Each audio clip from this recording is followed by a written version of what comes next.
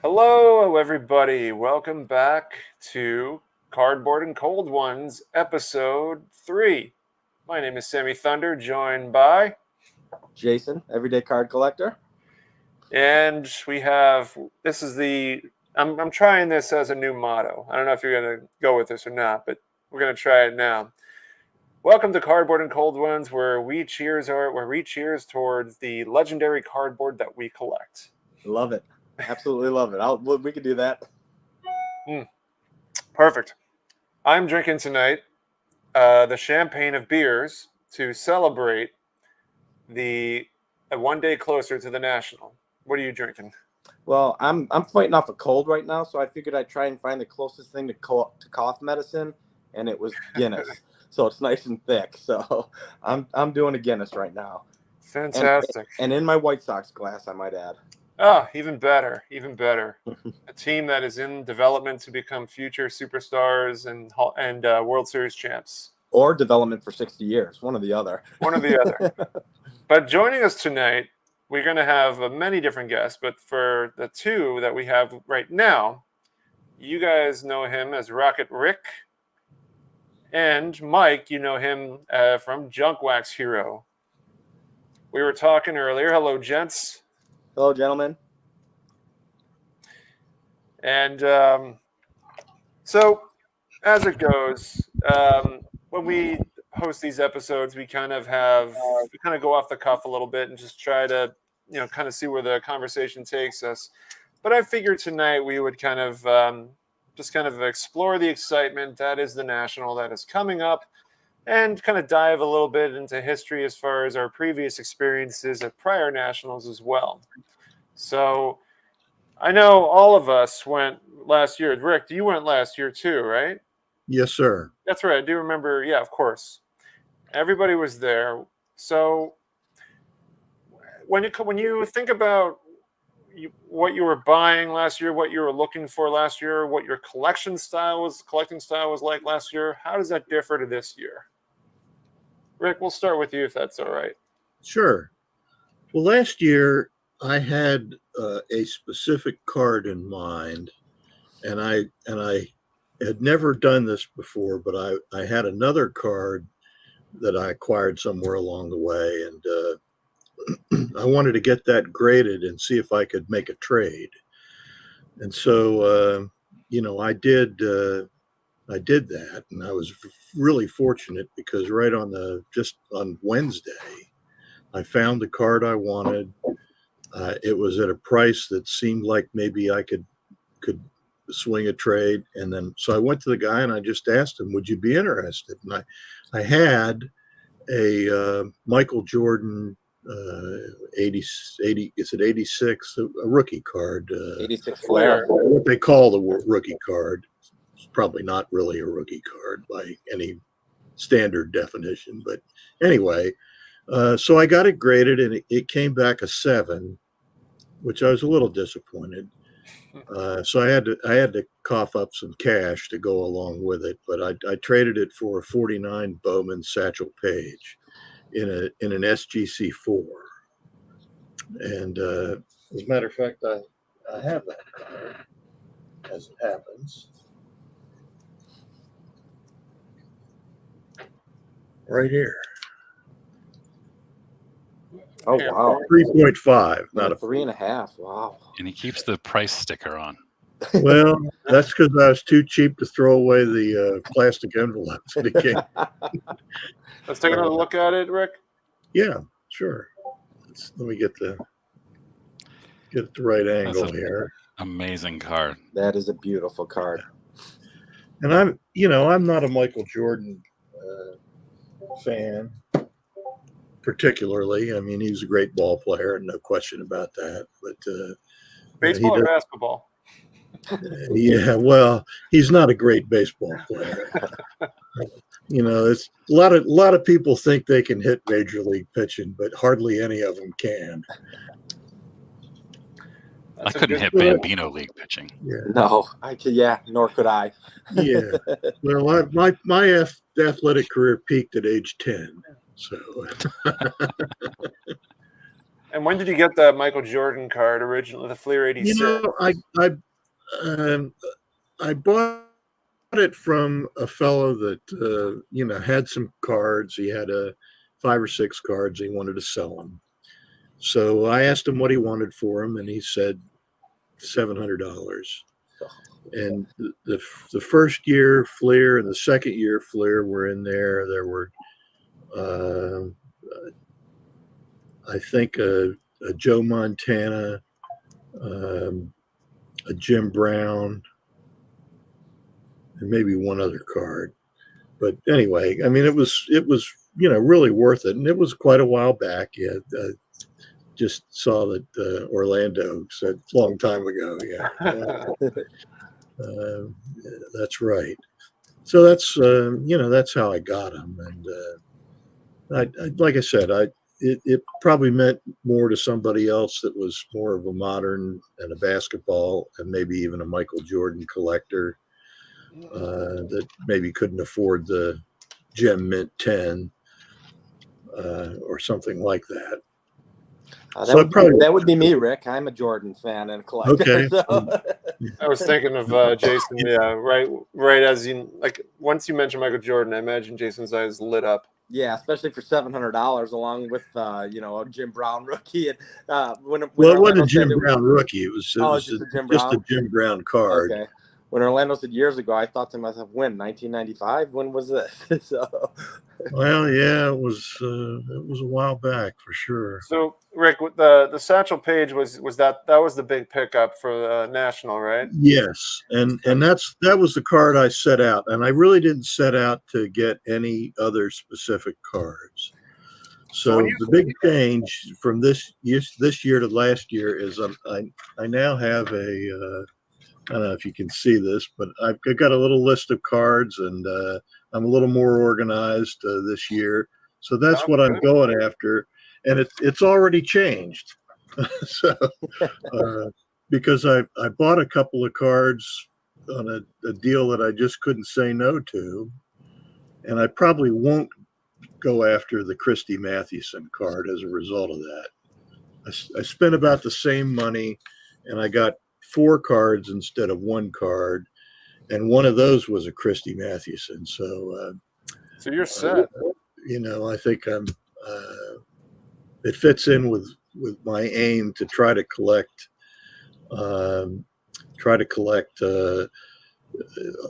pre-war Hall of Famers.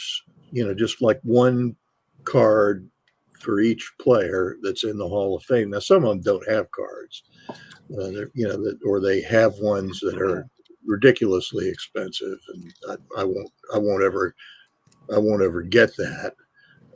Just like people are doing the Mike Payne 300 cards are highly unlikely to get that for the same reason. I mean, just unless they've got, I don't know how much it would take to get a T206 Wagner now, but I'm guessing 7 figures. You got a big card at Strongsville too, Rick. I did. You're big hitting. I got a T206 Cobb background portrait. Absolutely beautiful. That's kind of what I was curious about, because I mean, you progressed from the Satchel Paige to the Ty Cobb. I mean, maybe not progress, but you went over in the pre-war direction. And I was curious, was it just like an interest at the time going into Strongsville, or was there always kind of a rooted interest in the Cobb card? Well, I've always wanted to get into pre-war, but some of you may already know this, but I've mainly started out as a set collector, and I'm kind of running out of opportunities in that. I've been doing it for 40 some years, and I'm working on a 52 top set, which I may never finish. And when I get that, if I get that, that'll be it. I'll have all the top sets and all of the Bowman sets, and so I'm looking around for something to stay active with. So pre-war seems like it's the natural natural progress.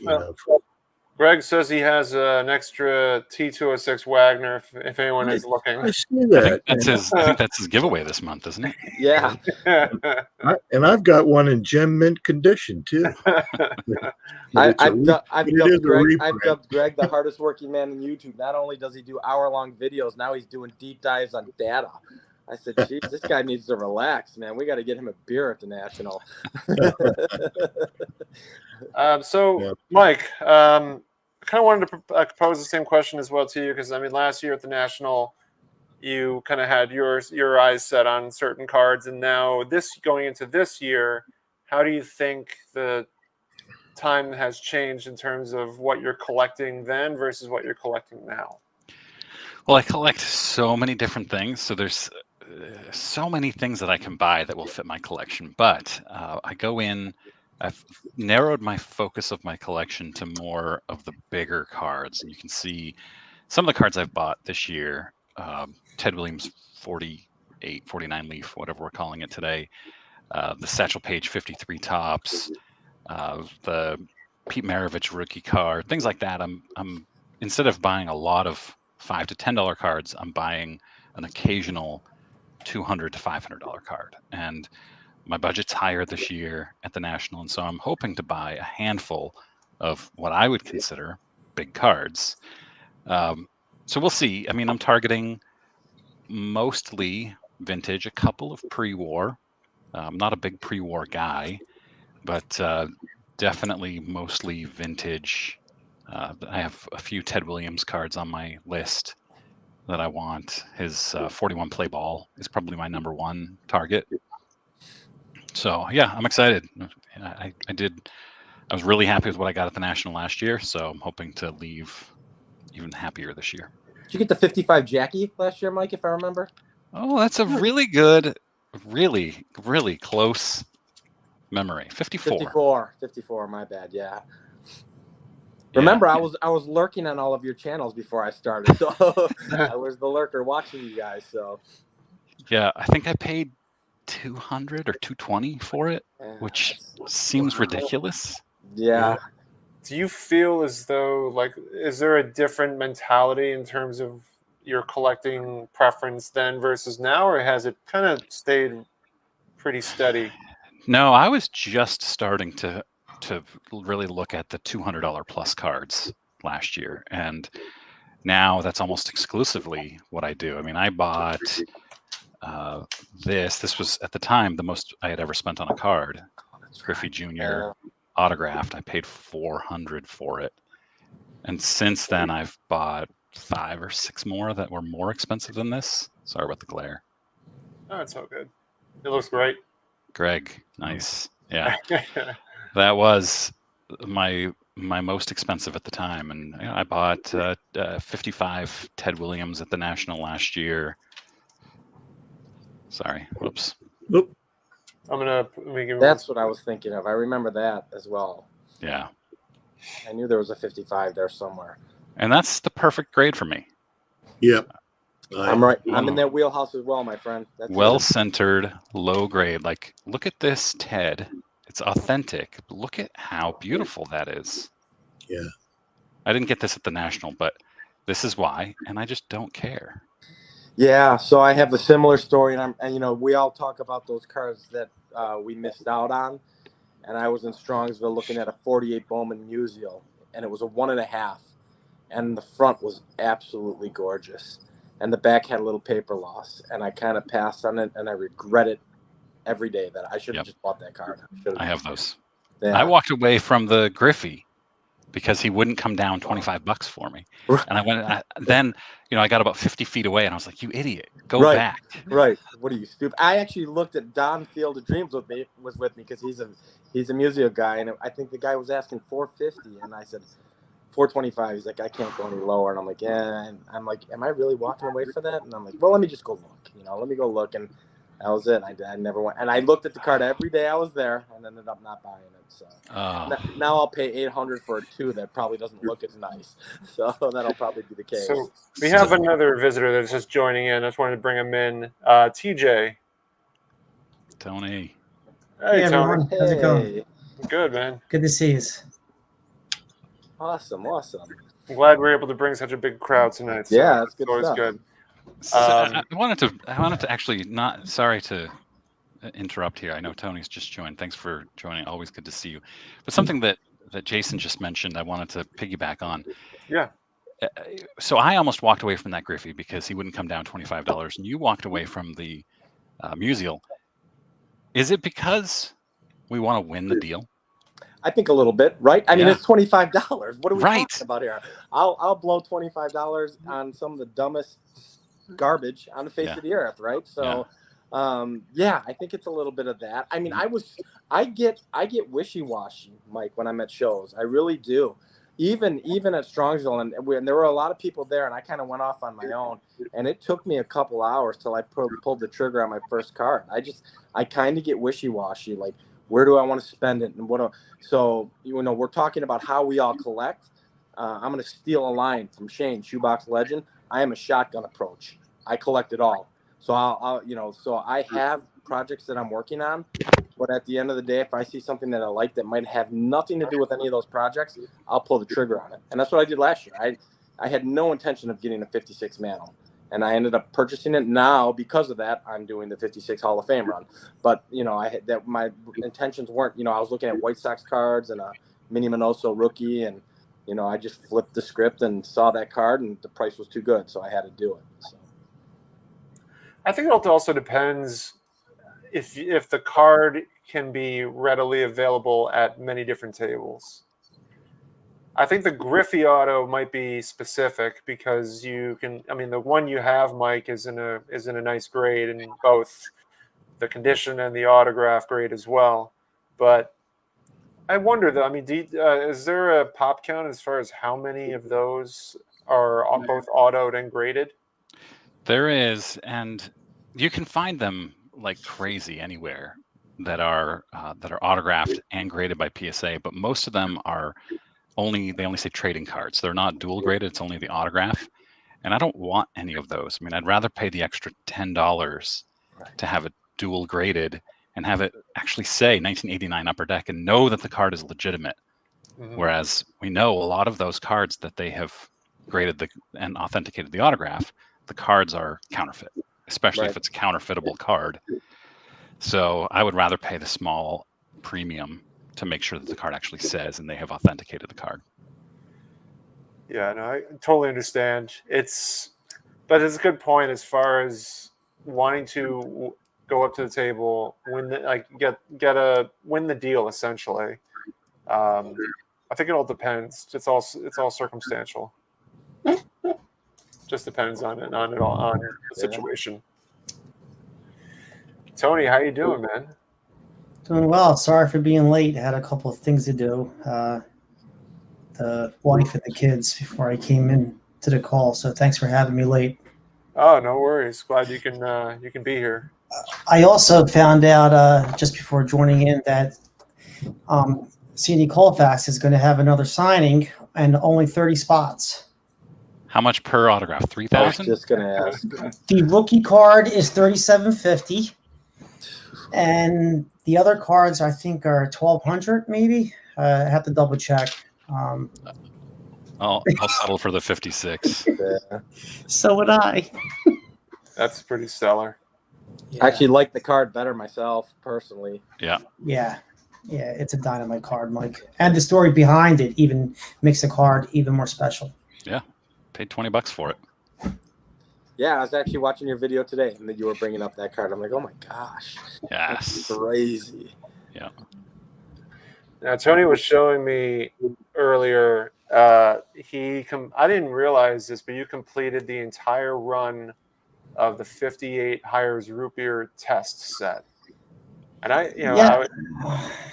and as you know, as a huge oddball collector, seeing that complete set, I mean, just the maze alone is difficult to find, but even the rest of the cards are challenging. So I don't know if you'd like to show them off now, but I'd love to give you the floor to do it.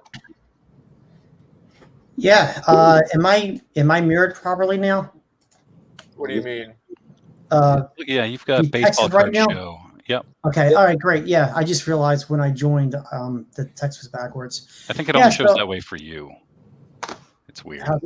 It looks Yeah, now you good look- though. It looks normal Yeah, for you, us. you look Okay. good. Perfect. Yeah. So I saw one of Sammy's videos, and others. Dave had a nice video about the Hires root beer run, and I said, well, let me see how much they go for. So I was able to find some of the cards at a decent price. Others, so. So here's the Antonelli. I got a lot of light here. Let me dim this so you can see better. So, and then I got the Al. And Busby, famous guy here. The Stan Lepeta. Vern Law, pretty nice career for the Pirates. Yeah, Bob Friend, another pitcher, had a couple good years. we're saving the best for last. Yeah, Chico Fernandez. I just took my son. The whole family went to Citizens Bank Park. We went for one of the two fireworks night, and I saw the same exact card, picture, in the Hall of Fame Club, and it was pretty cool reuse of the image. And here's the maze. That's what I was looking for. Wow. Yeah, and when I was doing research on this set, I posted this on Instagram. I noticed how, if you look at the perforations, when Hires did this test run, they tried two separate perforations. So let me look. I'll show the yellow first. So the yellows, the teeth are wider, and there's few teeth here. And then if you go to the orange backgrounds, you'll see there's a lot more little teeth. I'm gonna look Sure. at mine now. Yeah, mine is the same. Makes it easier to tear, I'd imagine. I imagine they deter it away from on the base run. I bet you they went with the smaller teeth. Yeah, they did. Yeah. Yeah, and I've been looking for one of the torn tabs for the test run, but I haven't had any luck. But I was able to get the tab from the production card, so that was nice. Very cool. That's a fantastic set, Tony. That's awesome. Thank you. And what was nice about this is it's not many cards, and you didn't have to, it didn't cost an arm and a leg outside of the maze, Right.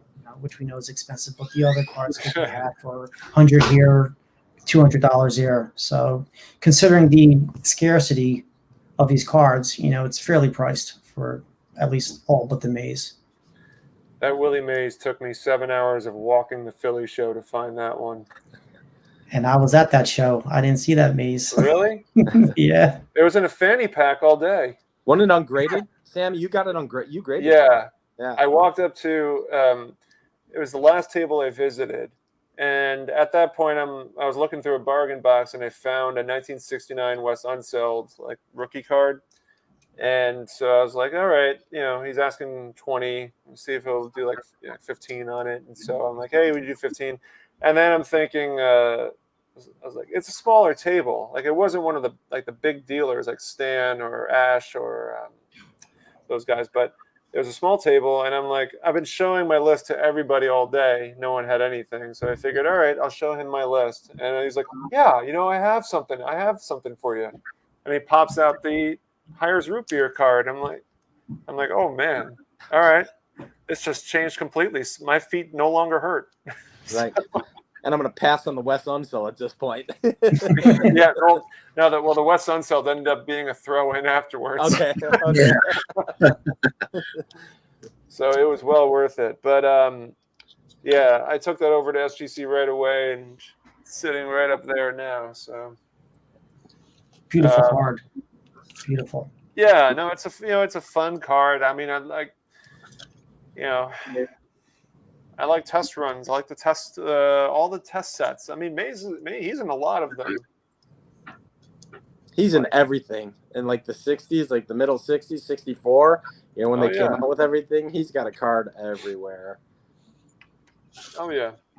So now we're talking about the National, Sammy. I know Mhm. you have dove in on a very large purchase in the last couple of weeks. So that being said, what is your new goal at the National now? It's, I've spent so much time focusing on these big pickups lately that I haven't really dove in too much in terms of figuring out what to buy at the National. I know that the 68 Bazooka Seaver is on the radar.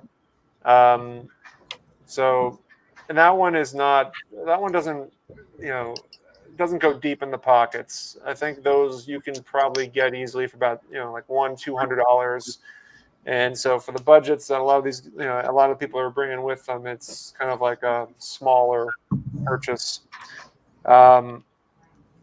Yeah, I don't know, man. I really have to dedicate more time before we head down there. I plan on doing a video at some point on it, but yeah, I gotta just show the two. Yeah, Yeah, fantastic. You might be able to afford some Greg Jeffries rookies at this Right, point. right. I could. Yeah, man. But these were the two big ones, man. Like these, yeah. Yeah, you might have to throw in a Kevin Elster to seal the deal. Sammy Thunder. I think Rick has that trademarked, so I can't step on his toes. I was a Topps guy. I still sort of am, I guess. I have some Topps cards in here. I got the 54 Mays, the stand-up. I got a lot of Topps stuff, man. I still have some Topps in my blood. One of my biggest regrets is not getting the 64 Yaz stand-up at the Shriner show in Boston. It was like 15 months ago. I saw it. It was raw and it was beautiful. And the guy had it priced at $400, I think, or maybe $450. And I saw it, and I wasn't yet in that higher market. And I looked at it, and then I ran into Picker Jim like 20 minutes later, and he's like, "Hey, have you seen the Top stand-up Yaz?" And I said, "Yeah, I'm kind of iffy on it." And he's like, "I'm going to buy it right now." And he ran off and he bought it. And I was like, "Oh."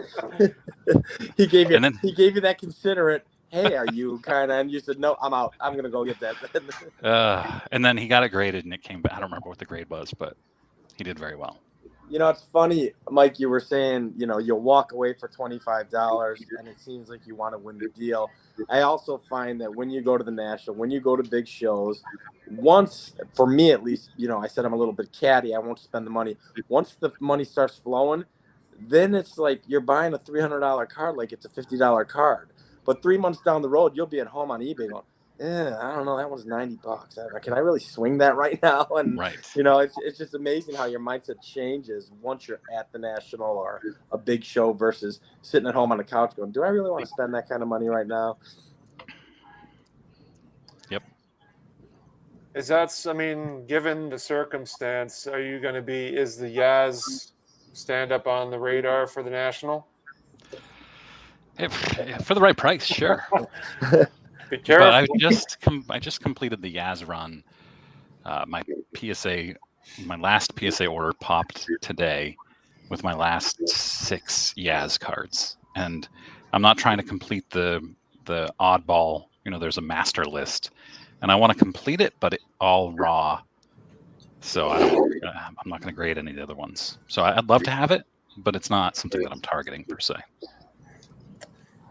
Rick, I saw you raising your hand. Are you looking for the stand-up? I did. And again, consistent with my desire to collect sets. I'll be right back. I have 3 cards to get to complete the 64 Top stand-up set. The Yaz, Koufax, and the Matthews. They're all short prints. So Right. I'll just, I know we don't talk too much about money on these things, but I budgeted $1,000 for the 3 cards. Okay. You can talk about whatever you want, Rick. Well, it's all right. You want to bring out money? Dream. It's all a dream anyway. Yeah, my kids don't need new shoes this year. Right.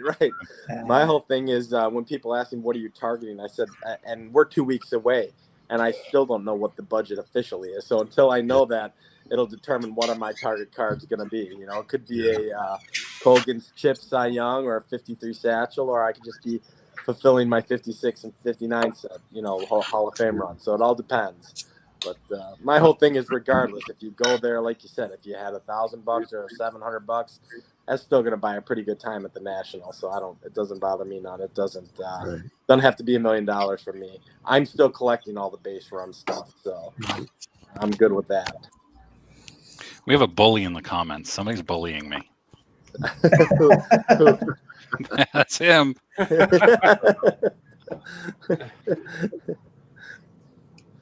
Who is How that do you guy? see that? How come I can't see the chat? I can Just never click on comments on the Yeah, right. put on comments. even on Oh, my that's iPad. Defaults to private chat. Even on my iPad. I don't know about the iPad situation, but Yeah, either do I. And last time I tried this, Sammy, I bounced out. Yeah, so I can see the comments now, but then I lose you guys. So So what do you do? Oh, sorry, Sammy. no, go ahead, TJ. I was going to ask, so a person like me, I've been to the 1988 National. My dad took me. That was the only National I ever been to, Atlantic City. And I haven't been to one since. We got Cleveland all booked up, hotel, everything. My son, who was just in here, he'll be going, and he just turned 15 years old. So I was thinking about, going to the National. I had a budget in February, spent it. Had a budget in April, sold some cards, saved up, spent it. May, June comes around, I did the same exact thing. So, but I think it's good in hindsight, because now taking my son to the National, he's a little bit older than I was at that age in 1988, but I think it's going to force me to kind of have to just follow him around and just let him run the show in terms of where he goes, and make it more about him instead of about dragging him to these tables and looking at vintage cards, which we all love. But a 15-year-old, he's talking to me about this 16-year-old soccer player who's from, is it Brazil, I think? And he wants those kind of cards. He wants, vintage to him would be a Harper rookie, a Trout rookie. yeah. Rick was ripping some vintage the other day. He was showing the Gunnar Henderson cards. I chimed in. I said, Rick, I got a bunch of them. I got the Gunnar Hendersons and the Jared Burns, and I like that stuff too. Well, he grew up next to my daughter-in-law, so I call him my neighbor-in-law. Okay. Having a great year. Oh, she was. The kid can hit, and he's done it at every level. Yeah, I watched him play. Perfect swing so far. What's going on with Tristan Casas, Mike? Is he doing anything? I know Duran made it to the All-Star game, but Casas supposed to be back soon. I guess they're just not rushing him because they're playing well and gaining significant ground. They now have a pretty strong hold on the third wild card spot, and moving closer to the second and the first, if we can dream. So I don't know. I bought up so many Casas cards last year before I put a clamp on buying no more ultra modern cards. Right. I've told the story many times. I had a friend who was breaking online and doing it on YouTube and whatnot, and all the base cards, they didn't want them, so he would give me boxes and boxes of cards. So I have like 30 Casa rookies, and all of these guys. Just like Jake Berger was my guy on the White Sox, and I have like 20 of his rookie cards and a bunch of Gunnar Hendersons, and so just base. But that's fine for me. I don't need numbered and parallels and things of that nature. So. Yep. Sorry, Sammy. I hijacked with modern cards.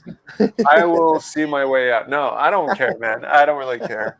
You guys can. That's the point. Is that it's actually I actually appreciate anybody that kind of goes in the multiple directions. Like what was it during Hobby Palooza? I was the behind the scenes guy helping with Mike O's one of his live streams. Yeah, and Mike O is somebody that collects. He's like the pinnacle person that collects everything. No pun intended with the whole pinnacle thing. I remember when they were creating cards. Right. So I have some.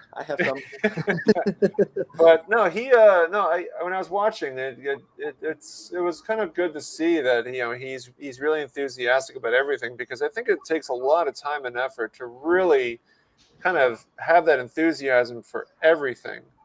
I mean, it seems like, I don't know, I get so caught up in just in what I've really grown to enjoy, which is more of like the oddball stuff. But it seems like he's really kind of aligned himself with everything. And I was wondering, I mean, you guys are into modern stuff as well. I think some of you guys are. I don't know about everybody, but what do you guys think about that? Being able to kind of make time for everything. I think it can deter you from, again, the Shane Shoebox Legend approach, the shotgun approach. It can deter you from creating a budget for yourself. Like Tony was saying, I saved up this month and then I spent it. And just like Mike said a while ago, I'm done buying $5, $10 cards, and now I'm saving for the 200. I'm still in that phase where, yeah, I'll buy that $30 card. Yeah, I'll buy that $50 card. Yeah, I'll buy that $100 card. And then, I'm like, I want the 56 Jackie Robinson, and I'm like, geez, I don't got no money for that right now. Well, if I would have just saved for 3 months, I would have been able to get it. So my focus is not there yet. I suppose at some point in time I'll get there, like Mike is doing right now. But right now it's just, and even at the National, depending on the budget, every dollar will get spent. And if I get the big card, I can guarantee you I'll be sifting through dollar boxes and finding something there too. So I'll still buy the occasional ultra modern card. I just don't let it overrun my budget like I used to. Right. You can't. Yeah, it's whenever I set up at shows, I sometimes get the occasional, like a lot of kids come up, they take one look down and they're like, "Oh no, I know you won't buy this," so they just move on. But there's been some kids that have come up and they show me stuff, and I'm like, I'm just. Listen, you have some great stuff, but it's just I don't know anything about these cards, man. I wouldn't be able to know exactly how to go about this, but I appreciate you coming up and sharing what you have. And to me, it's just there's way too much, and it's just hard to really know, to keep track of. And I admire those that are able to kind of keep a steady eye on, like, refractors and not refract. I mean, to me, I would just not really know. I'd be spending my money blindly and not knowing what I'm doing. Sure. And it can be a lot. They at Topps actually killed a couple sets last year. But they brought a few on, and I know, Mike, you're familiar with all this, you kind of follow the news thing, but the saturation of what they're printing right now is just ungodly. It is the secondary mass production / quote unquote junk wax era. How many Ellie De La Cruz rookie cards are out there? There's going to be a bazillion. And I was just watching a video recently on Topps Chrome. I think it was Scotty B was talking about Topps Chrome and how they've diluted it and how it's more expensive than ever, and the pull ratio on the cards that you want are even harder to get. And that's what they're just manipulating the numbers to sell more cards. And at some point in time, it's just going to kill the hobby, because modern, it's $40 for a blaster of Topps Chrome right now. What kid can afford a $40 blaster? And to me, that's the problem. Is a lot of collectors say, well, if you love it, it doesn't matter what the value is. But when you're paying $40 for a blaster that has extraordinarily low hit rates and very few cards, you do want to get some value from that. If I were still buying $1 packs, it wouldn't be a big deal. I would open the packs and I would love whatever I got. But I'm not opening because I haven't in a long time now. But you want to go and you buy a blaster, they're $35, $40, which is crazy and not that much fun anymore. Correct. And almost discouraging, right? So the kid does save his money to do this. He cracks it open. He gets $20 or $15 in value, and he's going to write himself off going, I don't want any part of this. So, I push the hobby with young folks, and I tell them, I have nephews, and the first thing I tell them is don't open up cards, buy singles. I try to encourage them, get what you want. You're going to buy the player that you like, and that's how you're going to enjoy this hobby. Because if you're ripping packs, you're going to be greatly disappointed. Oh man. And then you get the packs, and then like my son Anthony, he comes home from Target. His mom brings him home. He comes home with two blasters max, and he just doesn't really look at the base cards, like because the shiny cards are right in the middle, Right. and the base cards just get tossed. Yeah, Tony, I'm telling you, my friends who were ripping, they were giving me 500 count boxes of base cards and some awesome cards in there. Some awesome. And he's like, and I'm like, man, he loaded me up. I have 15 Gunnar Henderson rookies. I have 15 Adley Rushman rookies. And now a lot of people are like, well, you should probably, maybe you could sell that in the vintage. I'm a hoarder. I just can't sell it, right? I'd rather have I'm gonna grab something. Gunnar Henderson rookies. So I'll keep it but forever and keep when you get those rookies, I don't even know if it's the right rookie. Well, yeah, that's the And then I'm hearing about right. This is the most modern I get. When I went to see the Bowie Bay Sox play a couple of years ago when Adley was on the team, and I was like, I went to the gift shop and I'm like, I'll buy the 2021 team set. And inside, it has there's Adley. Well, sort of. You can sort of see it. That's awesome. So that's a minor league card, right? Yeah, it's a minor league card of his. Yeah. Believe it or not, I'm showing modern on. They typically carry no value, which I don't understand. I think that's cool. Here's this is got Grayson Rodriguez as well. Is having a great year. Yeah. I'm trying to see if there's anybody else. Kyle Bradish, he's in there too, but he's hurt, I think, right now. Sadly, he was on my fantasy team and then he went down. But that's the most modern I get, and unfortunately, but just to remind you, talking about Adley and Gunnar reminded me of that. We just had the luck to hit on Gunnar Henderson. My modern collecting is limited to getting the tops. What do they call it now? The base set, the complete base set, cornerstone, or I don't know, whatever name they give to it. It comes in a nice, pretty box, and you can. And I usually get two, and I get one out, and I sort all the cards, put them in the right order, and put them in binders because I'm a set collector. So once you bought the first one, you kind of have to buy every one after that, right as they come out. And then Gunnar Henderson, and that's only because of the very attenuated family connection. He doesn't have the slightest idea who I am, by the way. Petty's losing his mind in the chat. Brady was jacked up on the juice, Petty.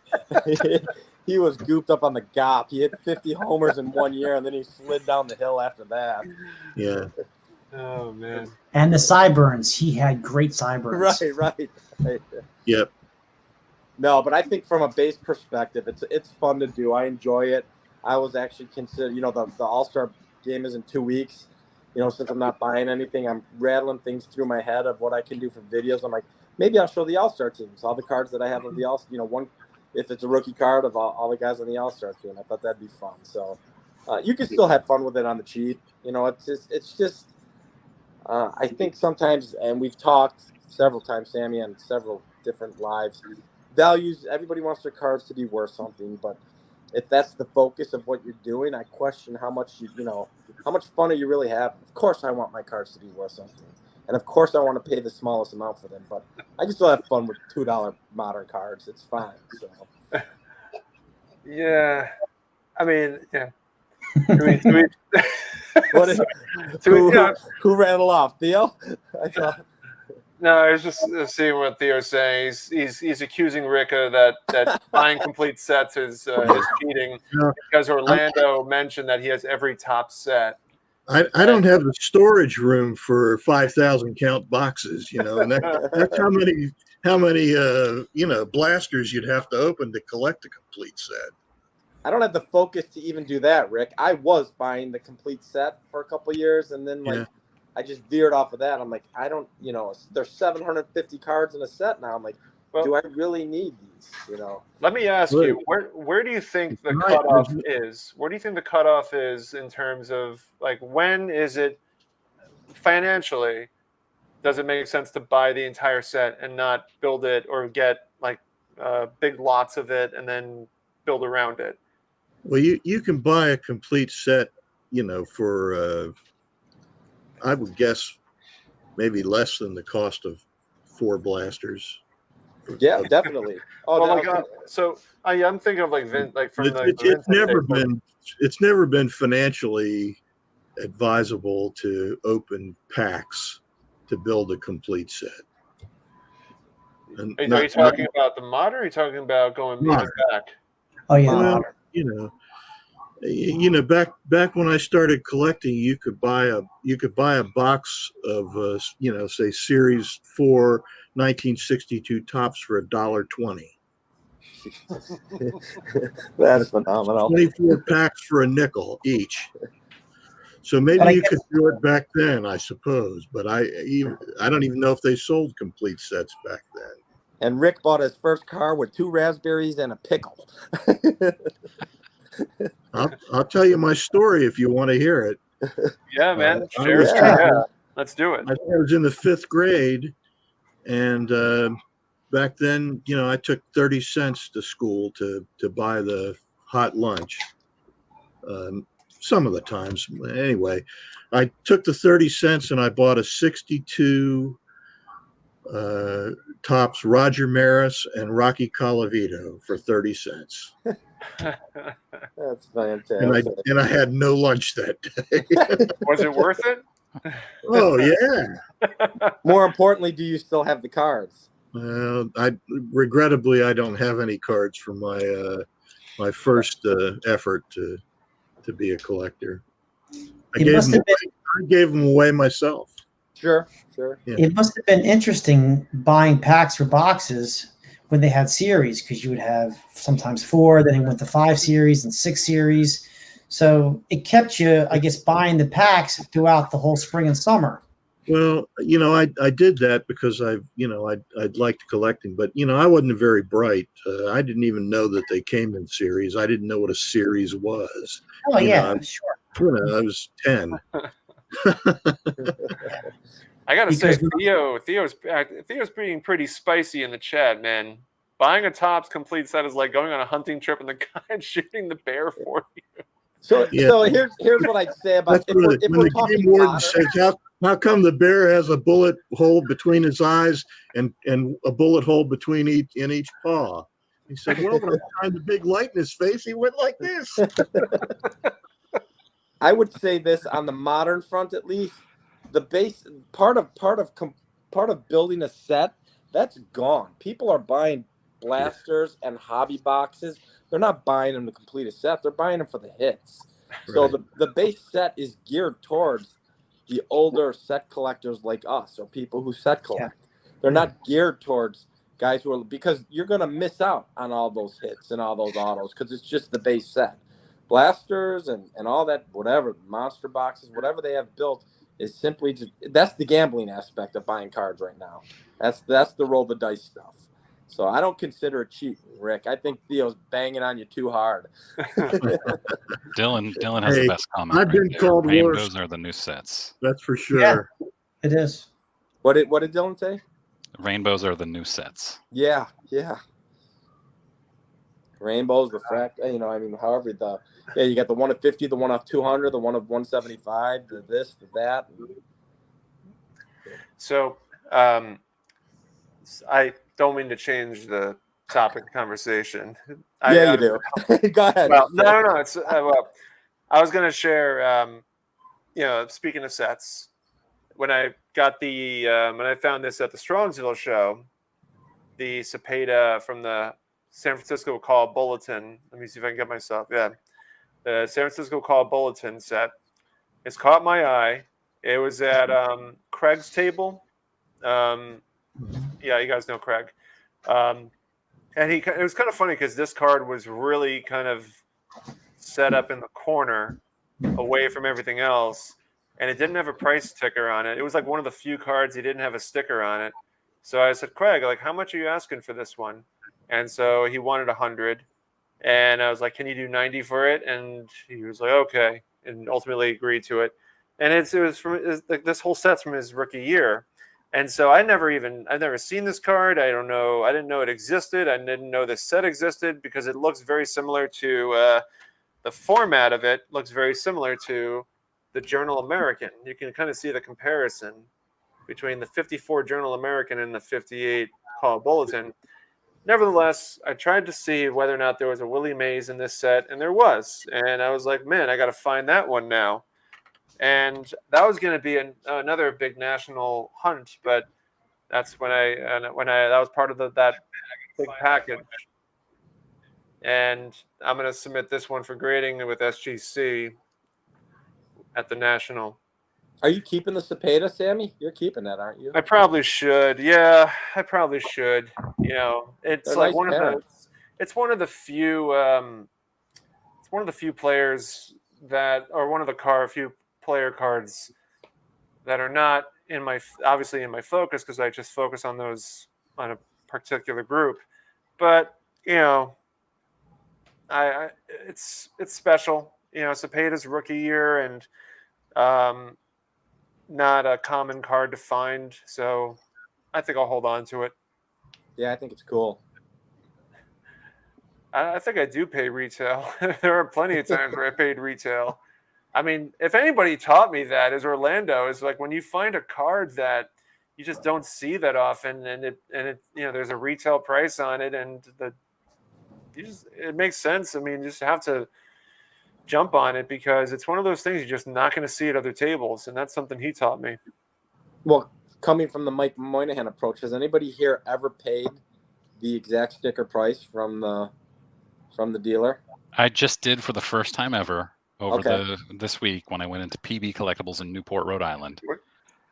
I was doing a video, and actually it was an ultra modern card. It was modern card. It was Aaron Judge rookie, and I paid sticker.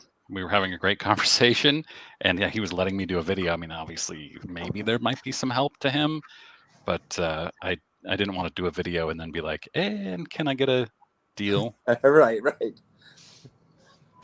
Wait, so Paul was there that weekend, or that at the shop? Yep, it was Wednesday, or no, it was Tuesday morning. From Wax Hero.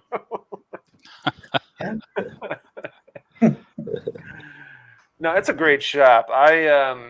It's a small shop, and it's really and it's in a spot you would not expect a card shop to be in, too, which is great. Because it's in a historic, I mean, Newport in general is a historic city, but that particular neighborhood is, you know, that card shop kind of sticks out. Yeah, plus he also had it priced like 25 to 40% under comps. So right, they're going for 130 or 150 on eBay right now consistently, and he had it priced at 105. So I was like, okay, I'll just take it. As true as the day. Man, Theo is brutal. I've got so many bullies in the comments. So Theo is taking over from Mookie tonight. Actually, Mookie is taking over Theo's channel. Because usually Mookie is the one that's like throwing, I mean, harmless shade at people. But I'm surprised he's not in unless he's lurking tonight. He's not commenting in the chat. You know, he's generally in most of these live streams. But yeah, it's a good shop though. I don't know if any of you other guys have been there, but if you ever go to Newport, it's a nice shop. My early contender for best shop in New England. Interesting. So much vintage, and not just like 1969 Ernie Banks. Nothing wrong with that card. I always use that as my example. I don't know why. Man. He's got. You could have chosen Phil Necro or something. What's your hate with Ernie Banks? No, it's just late career Hall of Famer. He's got some 33 Gaudy Ruths. He's got DeLong. He's got everything in there. He's got cards priced at tens of thousands of dollars, and you just don't see that in a local card shop that often. At least I don't in New England. I don't here either, near the Chicago area. He's got all sports, all the big cards, all in mid to high grade, and he also has low grade stuff. You know, he might have 5 different copies at 5 different grades of a big card, and you look, he's got a 1.5. That's perfect for me. Sammy, is that the same store you go to all the time?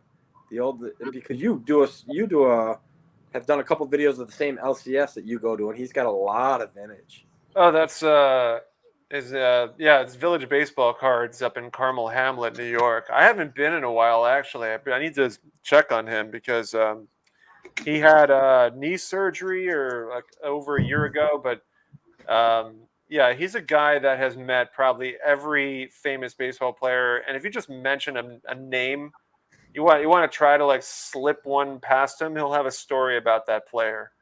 And he'll talk, like in the videos that I've made, he'll talk all about the stories, and you just hear him in the background. That's a great shop. It's nice because if you want to go in and buy a card, like a lower grade card, he has like 2 cases of half off. So whatever the sticker price is, you get it for half off essentially. So Village Baseball Cards, Carmel Hamlet. I gotta go at some point and check in on him to make sure he's doing okay. I was just told over the weekend that there's a card shop in Saco, Maine. I'm from Maine, and it's called Legacy Sports Cards. And the guy that was telling me about this at a card show in Portland, Maine, the other day, told me that he went into this Legacy Sports Cards in a small shop, and the owner said, "What are you looking for?" And he said, "I was looking for a 1980 Topps Rickey Henderson. Doesn't look like you have one." And the guy was like, "Hang on right here." Goes into the back and comes out with 30 Rickey Henderson rookies. And he's like, "Which one do you want?" All raw. And so this guy goes, "Do you have a lot of things like this?" And he's like, "Yeah, name a player." And he goes, "Okay, what about a Mike Schmidt rookie?" Comes back with 20 Mike Schmidt rookies. And he asked him, "How do you have all these?" And he's like, "I sell a lot on eBay. And I buy lots from people. You know, he'll buy a lot of 20 Schmidt rookies from somebody and then sell them individually and make a big profit." So I got to stop in at this guy's shop and see what he's got. How far is it from you, Mike, roughly? Close to an hour. Okay. Can I come? Yeah, no kidding. No kidding. Yeah. So, guys, this has been awesome. I have to jump here. Sounds like I'm in a meeting. I'm off for the entire month, which is why I was able to join this. I really appreciate Sammy asking. I know you just threw it out there to a group of us, but I was like, hey, I can do that because I'm off right now. So I appreciate you coming on, Mike. And congratulations on 3 years. Thank you. I appreciate it. Absolutely. And thanks to all the commenters, except for Dan and Theo. All right, Mike. Have a good night, man. Thank you. Have a good one, Mike. Thanks for jumping on. Okay. And then there were 4. Yeah. That's fantastic. So no more shade thrown at Mike. We'll have to find a new stooge amongst us 4. It can be me. I'll always take it as me. Let's see. Rick is talking to Rick. I'm looking at your cards right now. They're looking forward to meeting you. What did you buy, Rick? Or do you want to hold off from sharing? I guess I would leave that to Rick to say. I haven't. But let me just say that he was intimately involved in the reason why I am not going after the Christy Mathewson card. Oh, the T206. Oh, you're talking about the T205. Yeah, the T205. Yeah. Gotcha. Did you hold on a second? Did you buy the T206? Black Cat. I did. I was thinking about that one. I knew you. I was. Listen, I'm glad. No, look, I'm glad you got it, Rick, because it was a great price. I mean, Rick. Yeah. Kind of hard for me to say. Rick sold it to. All right. Rick's price was incredibly fair, and I was very tempted, but listen, I'm glad it went to you. Is that your only Christy Matthews, or do you have others? I have no other Christy Mathewson playing days cards. I have a 1940 play ball and, a couple cards like that. That's cool. We need to do this in the chat, or we could do it in the chat, Sammy. Rick, Yeah. do you still have the Schmeling roof, the 28 Schmeling roof? Answer that, because I hadn't replied to anything either yet. Well, I think it was the you know, Bulgaria. It's easier if just Rick comes on and just Maybe shows in like the Right, what do you have right. left. I think it was the 28 Bulgaria, Ruth Schmeling. I didn't know if you still had that or not. that's a nice card. Yeah. But yeah, no, congrats on getting that, Mathewson. That is Perhaps you can get one at the National. honestly, I think I mean, I was looking at how much they're going for, like those PSA ones, and yeah, I mean, like Rick's price was very fair, and His prices were crazy low. yeah. You know. Yeah, I mean, they're like that's what I'm saying. Like they're just really nicely priced. And if you go to the National, you probably end up paying like for the same one, like $600 or something like that, or you know. So I hope you don't mind. I hope you don't mind us talking about it. I'm just, as you know, I'm a big Christy Mathewson sucker, so I always appreciate hearing when a Mathewson sells. Yeah. Did you guys hear recently the auction where they are auctioning off of all of Mathewson's not belongings, but some of his stuff that he had. I forget who was it Heritage? I can't remember who it was. Hunt Auctions. Oh, it was. Mhm. I remember Don from the show and me was he bid on like I forget what he told me he bid on. He wanted to bid on I don't know if he told me he wanted to bid on like the military jacket that Mathewson had, or it was wild the stuff that was in that auction. Don quietly just like buys awesome stuff, doesn't he? Like he's just he's just off on the side, you know, and he just like even at the show that I met him at Strong's like he said, yeah, I got a few cards, and he just starts whipping out these amazing cards. I'm like, what the heck? Yeah. It's very low key, and I'm like, well, that's pretty awesome. He's not on the chat, is he? No, he's not here. I don't think he is. I should text him. We can get a Brewster showing. Yeah, he all right, so I mean, he's the one that inspired me to bring up the topic of SGC not doing on-site grading. And I talked to Rick about it a little bit before we jumped on, but I figured I'd get everybody's thoughts on it because I'm disappointed that they're not going to be there. I like the concept of on-site grading. They did it last year for $35 a card, with the exception of like some of the premier stuff that would they'd have to bump it up. But I thought it was a good concept. Initially, I didn't really think about it too much, but when I started buying raw cards, I'm like, I can grade that. I'd be curious to know. $35 for same-day grading. I thought that was a nice concept. What do you guys think about this year? Not them backing down. They're still going to be there, aren't they? They're just taking Submissions. They're just doing submissions. They're not doing on-site grading. Okay. But they will do like what they did last year for like $15 a card. You get them back in 5 days or whatever. 10 days. There he is. Hey, Don. We were just talking about the disappointment of SGC not doing on-site grading.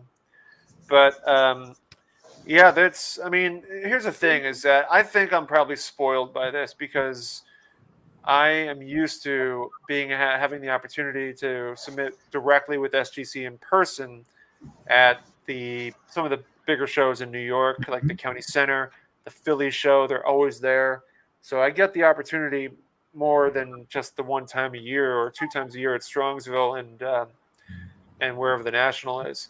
So I think it might the opinion that we have might be different in that regards. But Rick, you were saying before that you thought the acquisition might have influenced that decision. I thought when I first heard about them being acquired by collectors, I thought, well, they're going to start, a kind of a creeping trend towards not doing the things that made them great. And I think SGC was very well run. And I think they did a lot of good things for collectors, not the company, but us. So my first thought was when you mentioned that they were not going to be doing on-site grading. I said, well, this is just the kind of thing that I expected to happen for that reason.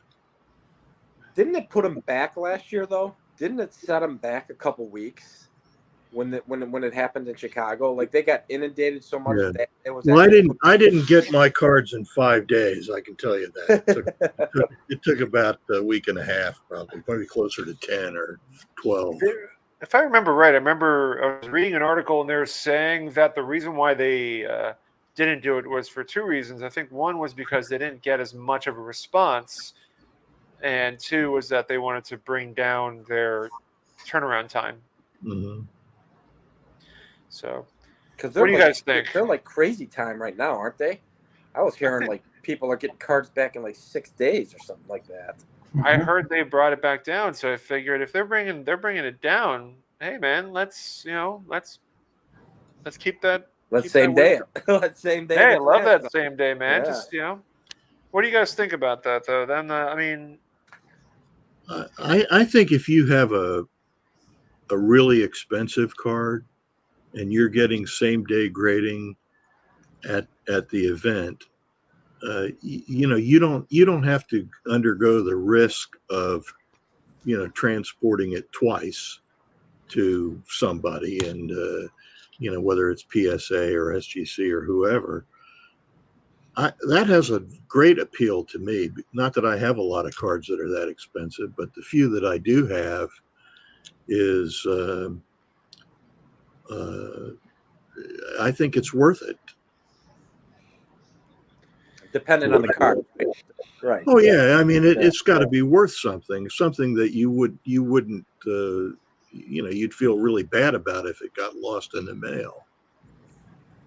Yeah, I saw Al's comment there about they don't want to undercut PSA. Yeah, that's what now you're looking at a conflict of interest of the same company in essence, right? So, So what are we doing here? If PSA is charging $130, like Rick just said, he's getting one graded for $130, and then SGC is grading on site for $35. Is the inundation of SGC is there going to be more at SGC than there would be at PSA? Well, SGC, I mean, PSA has that sliding scale depending on the value of the card. So, right. If SGC was doing cards for $35, there was a dollar cap on, what cards they would grade for $35. Was it the 1,500 last year? And PSA does the same thing, but their cap is about half what SGC's is, I think. Yeah, I know. I know standard grading with SGC is $1,500 cap, and PSA leans at the $400 mark. Yeah, it's like $500. Yeah, something like that.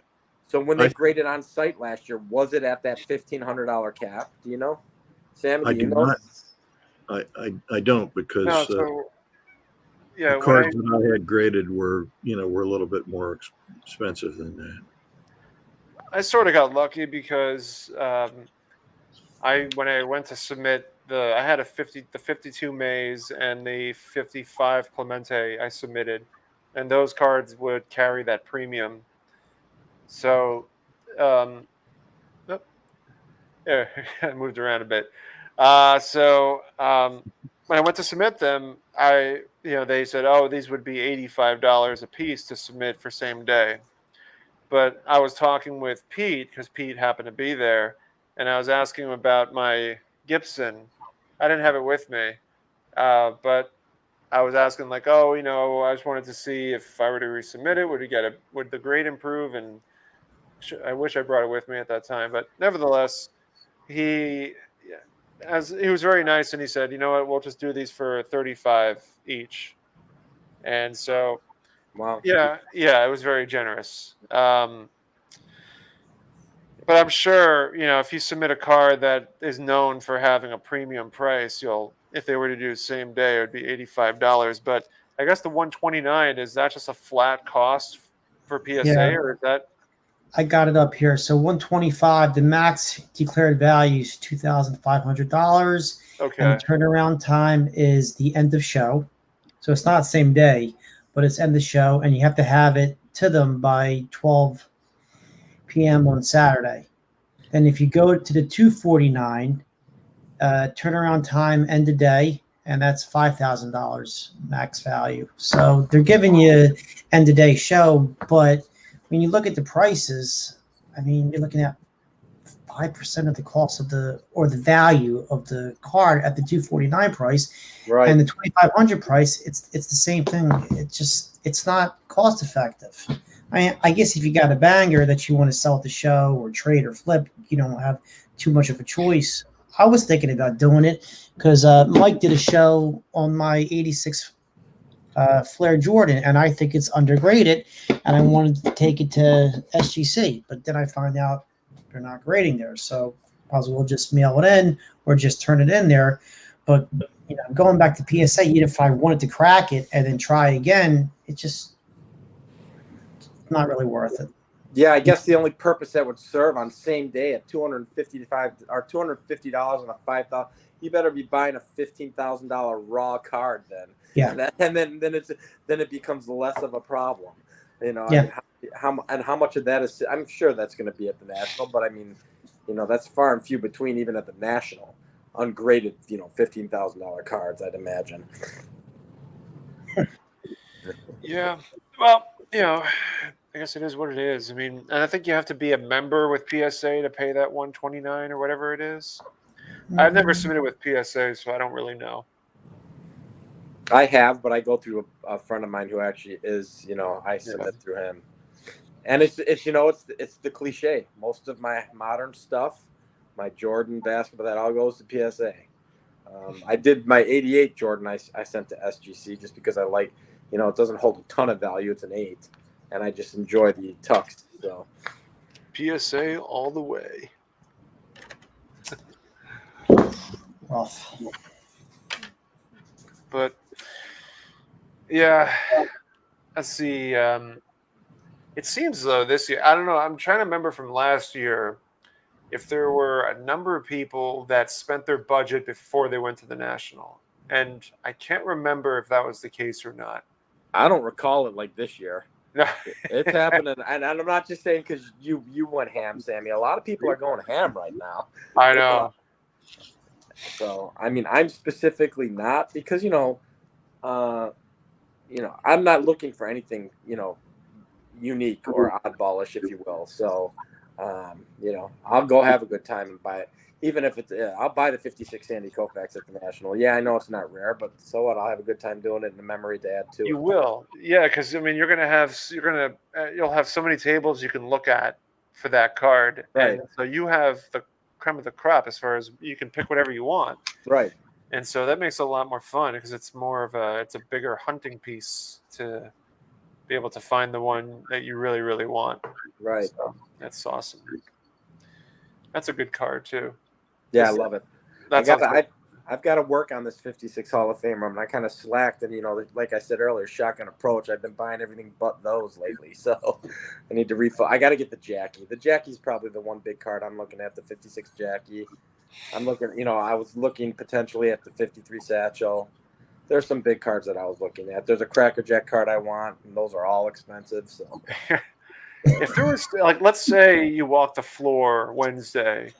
You don't find it, or let's say Wednesday and Thursday you don't find the one you want, but you go to the YouTube meetup and you find that there's a content creator that has a beautiful Jackie that they're selling. How influenced are you to buy it from the content creator over finding it at a table? Oh, I would. Are you saying so? I walked the show on Wednesday, didn't see anything I wanted. Yeah. And then on Thursday at the meetup where I find it. The reason what I'm getting at is I don't know if this might sound silly, but it seems like people will go to the National. Obviously, we go to the National to see people we haven't seen in a long time, hang out with everybody, but also to find cards too. Obviously, because half the battle. But it seems like there are some people that will go to the National and focus really on trying to buy a card at a table because it's the experience of buying it at a table. So I was wondering if there's a difference in the feeling and the emotional aspect of it, of buying it from a content creator versus buying it from a table. it means more to me to come from a content creator if I know him. Yeah. Personally, I'd actually prefer that. You know, that was the fear when Rick was flashing all the cards he's bringing to the National. I'm like, I might not, you know, that was legitimate. I'm like, I could probably blow my budget with him and not even have to go to the show. So, you know, and then what? Now I'm searching through dollar boxes for 4 days. So. Sammy, you made a point earlier, and I think it kind of relates to this. You know, when you walk away from a dealer, when I walk away from a dealer, it's usually because I just don't have a good connection with that guy. You know, I mean, for whatever reason, I don't want to do business with him, and it doesn't make any difference that it's you know, that I just think that and with a fellow YouTuber, I mean, you've got an automatic connection usually, and so I think that's really important, and it's very important to me. It's not so much that it's a dealer versus a YouTuber, but it's do you have that connection, or don't you? And I think you're much more likely to have it with another YouTuber.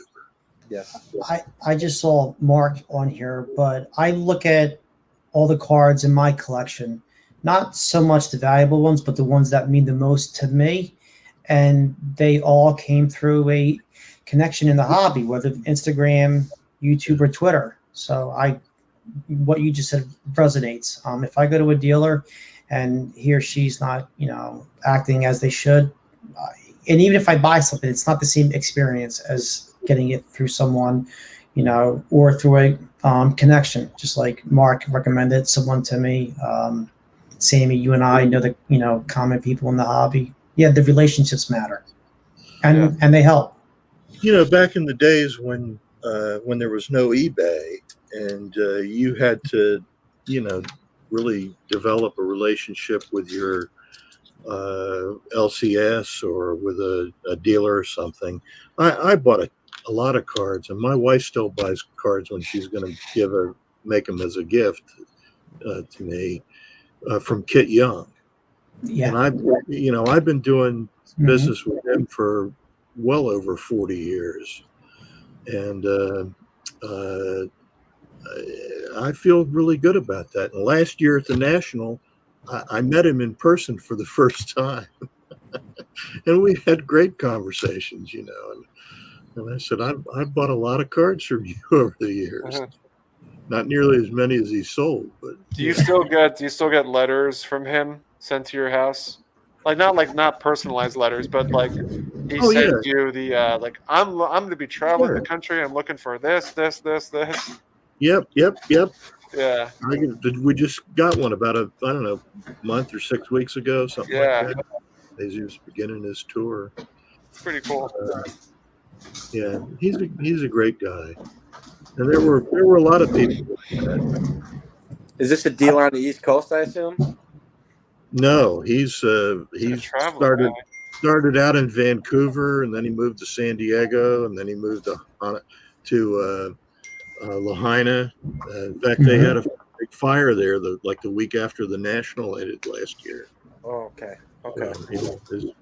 He lost his house and whatever he had in it. Kit's a nice guy. I talked to him on the phone last year. I spent a long time looking for 71 greatest moments Reggie Jackson, and I saw some on eBay, but they were really high. And then I saw he had one on eBay, so I called them up thinking, well, you know, maybe I can get a better deal. And this was raw off of eBay, and I actually got him on the call. And I started talking to him, and I told him how, you know, I still have some of your catalogs, and I was looking at the catalogs, talking to him from 1986, 87. Yeah. He would put out a fall, a Christmas, and I got the Reggie from him, and that's what I was just looking for, and it's in one of the boxes.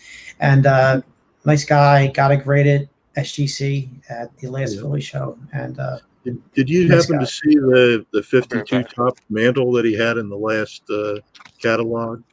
No, I didn't see that one. He had one, and it was authentic, but it was beautiful looking. $35,000. I saw the one he had in the 1987 catalog, though. Yeah. What was he asking for that? It was like 3,500 maybe. Yeah, it 3,000. That's It's insane. That in is fact, insane.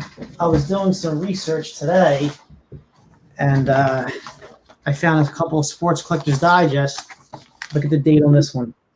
Yeah, with the big newspaper. Yeah, Yeah, and this I is got from some of March those of '94. I got some of those too. That's And then Just crazy. and then here's why I brought it out too. Mr. Mint. Yeah.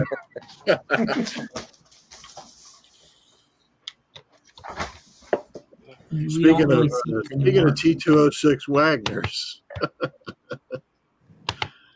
Did you reload, Sammy? I'm gonna go reload. I need some more cough. I'm filling up right now. Yeah, I need some more cough medicine. I'll be right back. Got to read beer. Yeah. It's part of the process. Sounds like a good idea.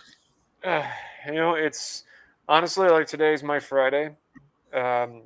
So I'm going to be in Maryland over the next 3 or 4 days, not doing anything card related. So, all right. So I guess I'll be entertaining while everyone has stepped away for a second. Yes. So if anybody that's going to the National, I will be offering my Transagram Sammy Thunder card. Nice. Has some fun stuff on the back, and I'll have some ready for everybody. Rick, you're going to have your cards? Tony, TJ, do you have your own custom card or no? No, I don't, but I just grabbed a couple, and here goes Keating.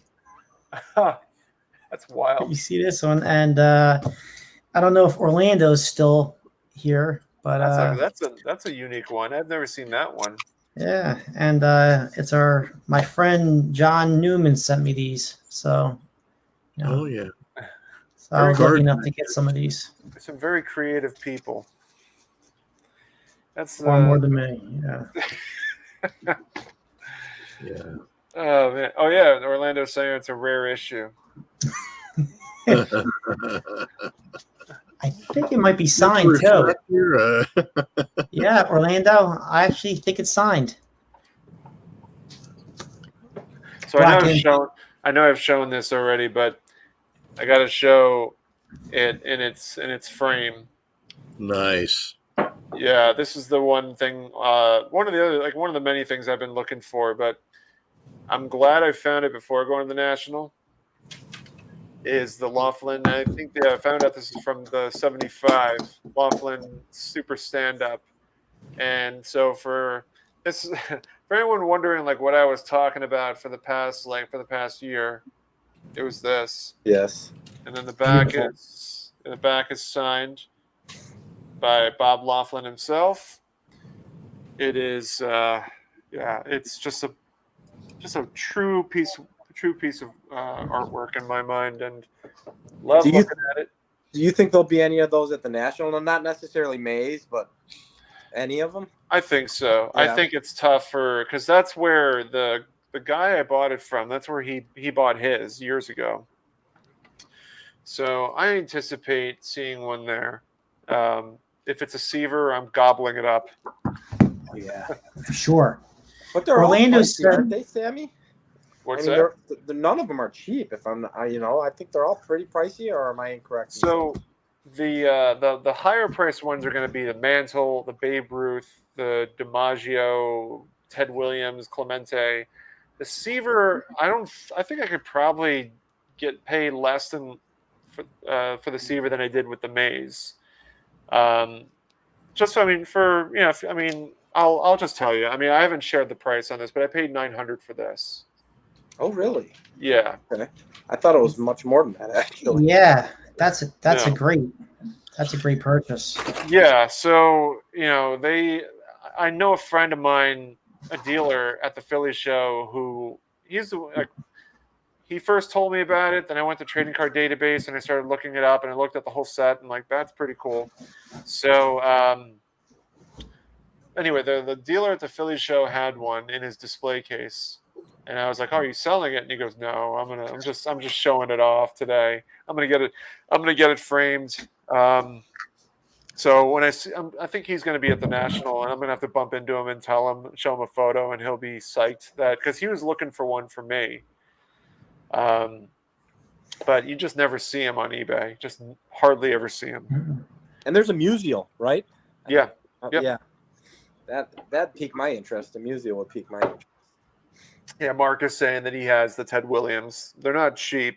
Yeah, I didn't think they were like cheap at all. I thought they actually 900 was that kind of surprised me, Sammy. I thought it was more than that. So the thing about that one, I think the price is, there's some issues with the bat portion.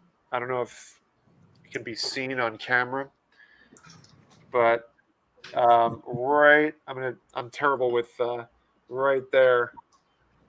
There's a crease that goes. Actually, you'll see it better on the back. Try not to put it in the beer. You see the tape? Okay. Oh yeah, I got Yeah. that. I don't care though. I mean, personally, Right. that doesn't bother me. Right, exactly. I love looking at this thing. Yeah. So yeah, and then to get that and the Coca-Cola in the same deal, That's the one. Yeah, the When we were price talking about that. That's insane. And you got the bottom. I mean, what's that? And you got the bottom of it too. It's not torn or anything. Oh You got yeah, the whole no, thing. it's the I mean, complete thing. that's clutch. Yeah. It's Mookie's here. I'm still convinced that Mookie took Theo's channel over for a little bit, then now signed in as Mookie, or he's hanging out with Theo in Pennsylvania somewhere. But yeah, man. I mean, I brought out all of my maze cards that I got this year. If you guys don't mind me showing these. Oh heck yeah! I think these all come from this year. I'm pretty certain. It's hard for me to keep track, but I showed you guys already I already showed this one, the call bulletin. So that one was part of that same purchase with the stand up and the Coca-Cola. I think the first one for this year was the Journal American 54 Journal American. This one I bought in Philly from William Chappell. And then from the same William Chappell, the Bazooka 59 maze at Strongsville. That was a spare of the moment purchase because I couldn't find the Stahlmeyer, which I did end up finding.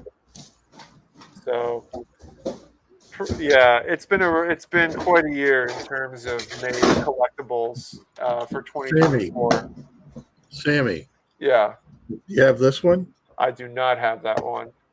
Hold on. Let me the Burke Ross, or is that the Briggs Mead or Burke Ross? That's the Burke Ross, but I like it because it's almost the same image as the one you have, Sam. I think it is actually, but let me first focus on Rick's rookie card, 51 Bowman. I do not have that one, and I think eventually I will try to get it in a one, like the one you have. Yeah. Because I mean, I think the opportunities will be there, but I mean, I think it's only going to go up in price. Yeah. It's a beautiful card. Beautiful. Yeah, this one's got several major creases in it, but it's fine for my collection. That's right. Oh, absolutely, Rick. Let me see it again one more time. Yeah. There's perfect. That's beautiful. It's a beautiful card, man. It's something that should be in every maze collection if you are a maze collector, and eventually I will get one. But yeah, Mookie's saying Rick has the goods. Orlando's loving it. Everyone's talking about Mookie having a wrench. Double D loves it. Dylan, he's a big fan of it. All right, TJ, show the Burke Ross. Yeah, I only showed it just because I saw your card, Sammy. So here it is. That's a nice. I really like those Burke Ross cards. There's something about them that. I actually like that Burke. I think that's a great maze, Burke. I mean, yeah. Some of the Burke Ross I'm not really a huge fan of. That looks fantastic. Yeah, a lot of them's washed out. Yeah. I have a Robin Roberts too, and that's a nice photo, and that shares the same photo as the 52 Bowman and the 52 Tops. Right. But the vast majority of them, the contrast isn't there. It's like it was, washed out, Registration. boosted. I know that's Yeah, tough exactly. on those as well. Oh yeah. On my maze, the red eyes, the red pupils are a little bit misaligned, but it's not too bad. I didn't break out any mace. I think it's all sitting up there when I got up there. It's up over here. I was looking at John's 3D80s kid. He did that video and he was talking about, well, if you don't want to look at what I'm doing, you can look at my display cases instead behind me. Right. And I was really looking closely at the maze cards he has. He's really nearing he's doing well in the tops run for the maze. How are you doing on that? Do you have any interest in collecting the complete base run, Sammy? Or Outside of the 51 Bowman, at one point I had all of them. okay. And I've sold everything but my. Now we're just talking about like the issued, not the oddball stuff. Like I'm not counting the stand up. Base Tops Bowman.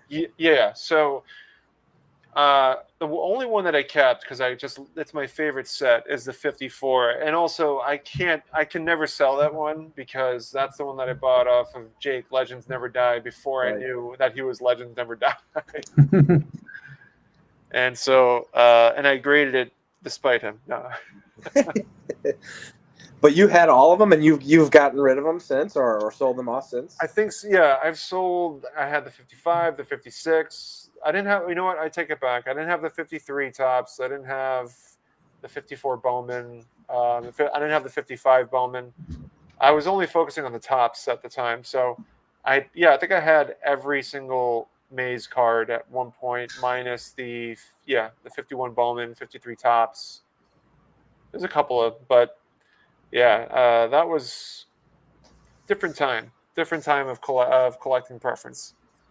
Sure. You still got the 52. I see it back there. Oh, that's true. Yeah, I do have the 52. Yeah. I forgot about that. It's hanging out. Which is an awesome card. Yeah, it's a cool one. It's that one I bought at last year's National. Right. Got a steal on that too, if I remember. That was a great deal, if I'm not mistaken. What's that? The 52 when you bought the 52. It was, I think it was about what they went for. Was it? Okay. So I can't complain. What are you about to? Oh, look at that. Hold on. There you go. Hold on. Let's get Rick on the main screen. What do you? Oh man, look at that magic money. How long have you had that, Rick? That's a fairly new case, isn't it? It isn't a fairly new case. I had it raw for probably, I don't know, 15, 20 years maybe. Okay. You remember how much you paid for it?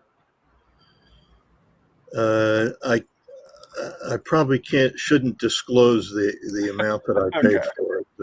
Let's say it came as part of a larger trade. Let's go with I'm okay with that. Taking the Mangini route, not sharing. I traded some services for. Dang, Rick, what are you? A man on the street, a man of the night? I think the statute of limitations is run on that. I'm pretty sure. But Steven is saying that he wants the 52 Jackie. I know he's a big Jackie collector. Yeah, Steven only focuses on big boy cards now. This is my favorite Dirk Ross. Yeah. The camera. I mean, you see that picture on everything. Yeah. Iconic. It's an iconic photo. It is. That's the word. And this was not very expensive. In fact, most of the Burke Ross cards are not very expensive unless it's a DiMaggio or a Mantle. Even the DiMaggio, that's like the affordable one. If you're looking for a plain days. Ah, man. Relatively speaking, I agree. I guess for this year's National, as I mentioned, the Bazooka 68 Seaver, but I'm looking for a 4x5 Mets issued photo of Nolan Ryan from 1968. And I've never come across one. I've only seen them on pictures of them on Trading Card Database. Mhm. And that would be a cool find. Because I haven't picked up. I don't think I've picked up a Ryan card in quite some time. It would be nice to get one of his. I've been too much on a Maze speed run lately. You know, I like your emphasis on Tom Seaver. I think he is maybe this probably is sacrilegious for a lot of people, but I think he's the best pitcher of my lifetime. But you know that there's only him and one other pitcher are the only guys that have won 300 games, have a sub-3 ERA, and have 3,000 strikeouts. Yeah. Career. The other pitcher is Walter Johnson. You know, he had the perfect mechanics, and he repeated his pitching motion every time the same way. And he threw everything he threw out of the same arm slot. I don't know how anybody. The miracle is that anybody got a hit off. Really. And he had 61 shutouts. I think it's around 61. Something. It's a high number. It's not Walter Johnson-esque, but nobody is. Sam, if I can show this, I think I showed it to you before. So here's this. Let me lower it up. Here's a 67 Seaver, but it has Dennehy's autograph. So unfortunately, it doesn't have Tom's, but you don't see Dennehy's signature too much anymore because he's having a lot of health problems with his eyes. That's a shame. That's tough. I was thinking about at some point doing a cardboard and cold ones, but it would be in exchange for one of Tom Seaver's wines. Mm-hmm. You can do that. All you got to do is buy it up. We'll cheers with the wine. Yeah. That'd be kind of cool. I think his family still runs it. Where I'm assuming in California. Yeah. Yeah. Mm-hmm. Mark agrees. Seaver's #1. Yeah. And Scott gave us a Don Mossy comment. Yeah. Don't listen to Scott. Certainly he did. I'm getting my first Don Mossy at the National with Scott. I do not own a Don Mossy. I am on the hunt for one with Scott. I feel like that should be a thing. Like everybody goes and finds a $1 Don Mossy card, and then after you go and find Scott and take a picture with him with the Don Mossy card. That's exactly what I'm doing. But I think that's an easy quest. I honestly think that would be an easy quest. Everybody go and find a Don Mossy card through a bargain bin box. Then look for Scott wherever he may be. Surprise him and do a selfie real fast. Be like, yeah. I want him to hunt with me. I'm looking for the 58. I like the close up of his face. So I want the 58. Yeah, I think I'm looking back on. Oh yeah, hold on a second. This is one of his Christmas cards from a couple of years ago. Hang on a second. I keep it up here as a great reminder of Scott's enthusiasm for Don Mossy. Yeah. Mossy Claus, isn't it? Yeah.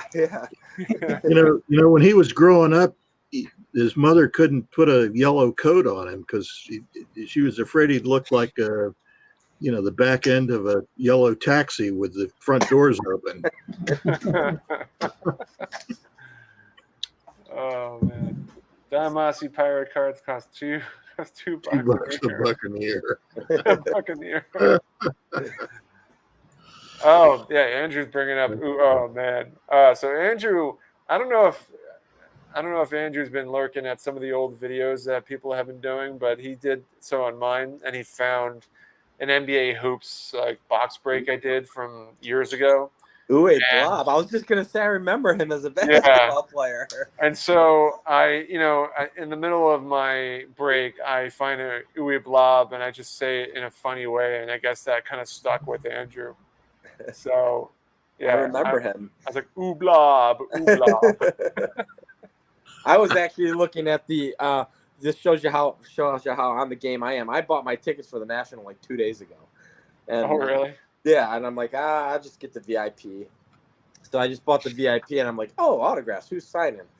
And I'm like, yeah, nothing I really want. And then I saw Terry Cummings, and he's a legend because he went to DePaul, so he's a legend in Chicago. Trailblazer, right? Played with the Yeah, Trailblazer. yeah, a bunch of teams. He was with the Yeah. Bucks. Got drafted by the Bucks, Mhm. actually. Was with a ton of teams, and I'm like, I need to go get a Terry Cummings autograph. You know, get his '86 Flair. I think he was with the Bucks then at that point, so Mhm. I'll just get his '86 Flair and have him sign that. But I'm not standing in the line for 3 hours for a Terry Cummings autograph. If it's long, I'll skip it. So It reminds me of one of the New York shows. So there's a guy, Jim Ryan is the one that runs all the really big New York shows. And so when you buy a ticket to go to like there was like a 3-day week, 2-day weekend, Saturday, Sunday. And I bought it for Saturday. And anytime you go to one of those bigger shows, your ticket always guarantees you a free autograph from any given player. right. And so the player that was there the day that I went was Artis Gilmore. Oh, sweet. Yeah, it was pretty sweet, but I felt so bad for him because I brought an Artis Gilmore card that I had, and I was expecting like a line wrapping around because it's a free autograph, so. But there was nobody there, and I see like Artis Gilmore just looking like. Really? I mean, he's a Hall of Famer, He's a Bulls legend. He's a Bulls legend. I think he's a Hall of Famer, right? He is. I believe so. I don't know. Terry, you gonna look that up? I don't know if he is. Yeah. I thought he played for the Sixers too, but I might be thinking of another. Oh, he played for a bunch of teams. He played for several teams. Yeah. He is a Hall of Famer. Yeah, I mean, 19 points per game, 12.3 rebounds. I mean, ABA champion, most valuable player, 6-time. I mean, he ABA Rookie of the Year.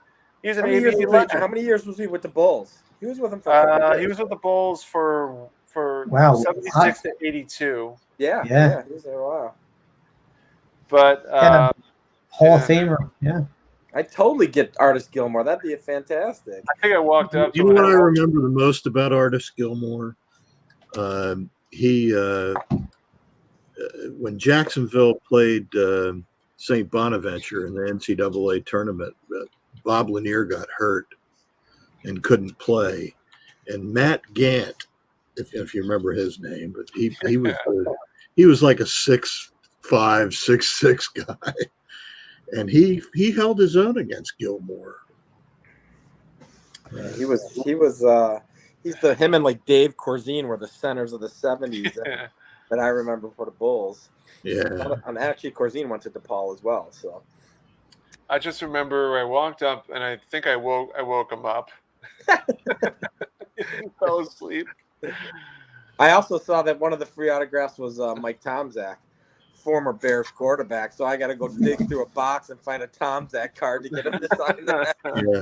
Find my 25-cent Tomczak card in the Bears uniform. You guys ever seen I've shown this before, but you guys ever seen the picture of a young Mike Piazza meeting Mike Schmidt? No. You seen it, TJ? Mm-hmm. Oh yeah. So this is incredible.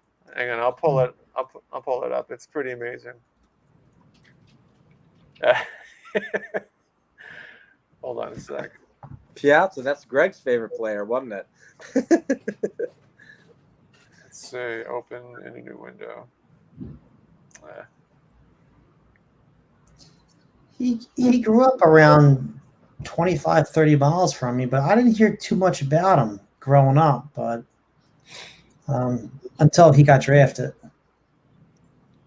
There it is. Oh, that's awesome. Look at Schmidt. How many greenies did Schmidt pop before that picture? That's what I'm saying. It looks like he's just coming in, from an all-night bender. It's like, what do you want, kid? He was on a 3-week bender popping greenies for a couple days. Look at that! Look at that! Just the afro, though. The afro. The curls. Nice hair. 70s were a scary time. You need to get that as like an 8x10, and then next time Schmidt sign it, I'd have him sign that. Oh God, yes. That would honestly, if they, yeah, I'd Like get Piazza. I got Piazza to sign it. Right, And right. Hell yeah, that'd be awesome. can you imagine? Oh my God, that'd be so epic. That'd be so epic. Have you ever seen the video? There's a Iverson signs everywhere. Iverson's part of every major show. You talking about the Kobe Bryant card? Yeah. The 16x10 or 10x12, whatever it is. And he said, "I want one of these." I thought that was so cool. He's like, "Where'd you get this? Where did you get this? I want one." I thought that was phenomenal. And he was a killer. Iverson was an absolute killer. I love Allen Iverson. It's another thing I got to do. I got to do my top. I got to do my starting or my 12-man basketball team in cards. I have to do that and make a video of that. All right, so who would be your starting 5 all time? Mine? Yeah. It'd take me 30 seconds to rattle that off. Go ahead. Be Magic at the 1, Michael at the 2, Larry at the 3. Probably, because this is my era, probably Barkley at the 4 and Olajuwon at the 5. Maybe, Ooh, a lot. I can maybe swap out Kareem or, but Olajuwon was an absolute beast. He was an absolute beast. Mm-hmm. Rick, looks like you had some disagreements on some of those. Who would be your starting 5? I wouldn't I wouldn't name them, but some of them would be older than Jason's familiar with. Like who? Like Kuzi at the 1, or no. Oscar. Oscar would be in there. Oscar, yeah. Probably Jerry West. I was a Chamberlain fan, although Russell got all the rings. Chamberlain got all the stats, and there was nothing he couldn't do, and nobody could stop him. Right.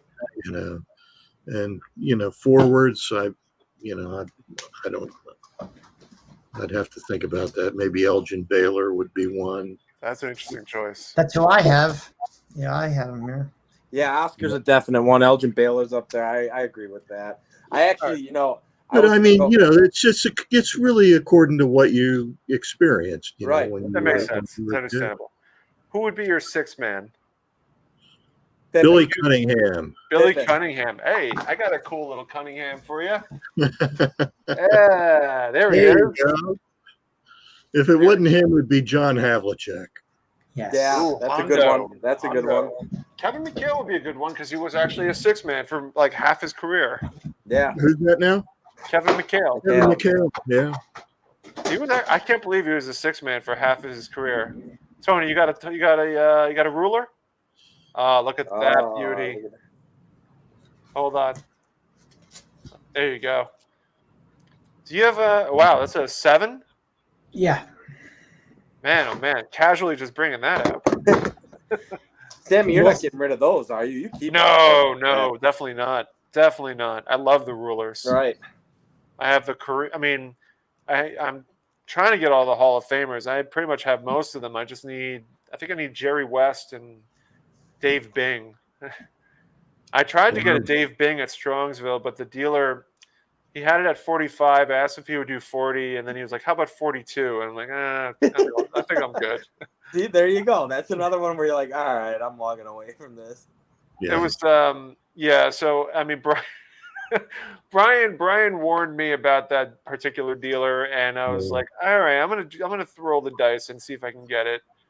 And it was literally the last deal. Like, we were leaving Strongsville, we were getting ready to drive, and so like I'm gonna try.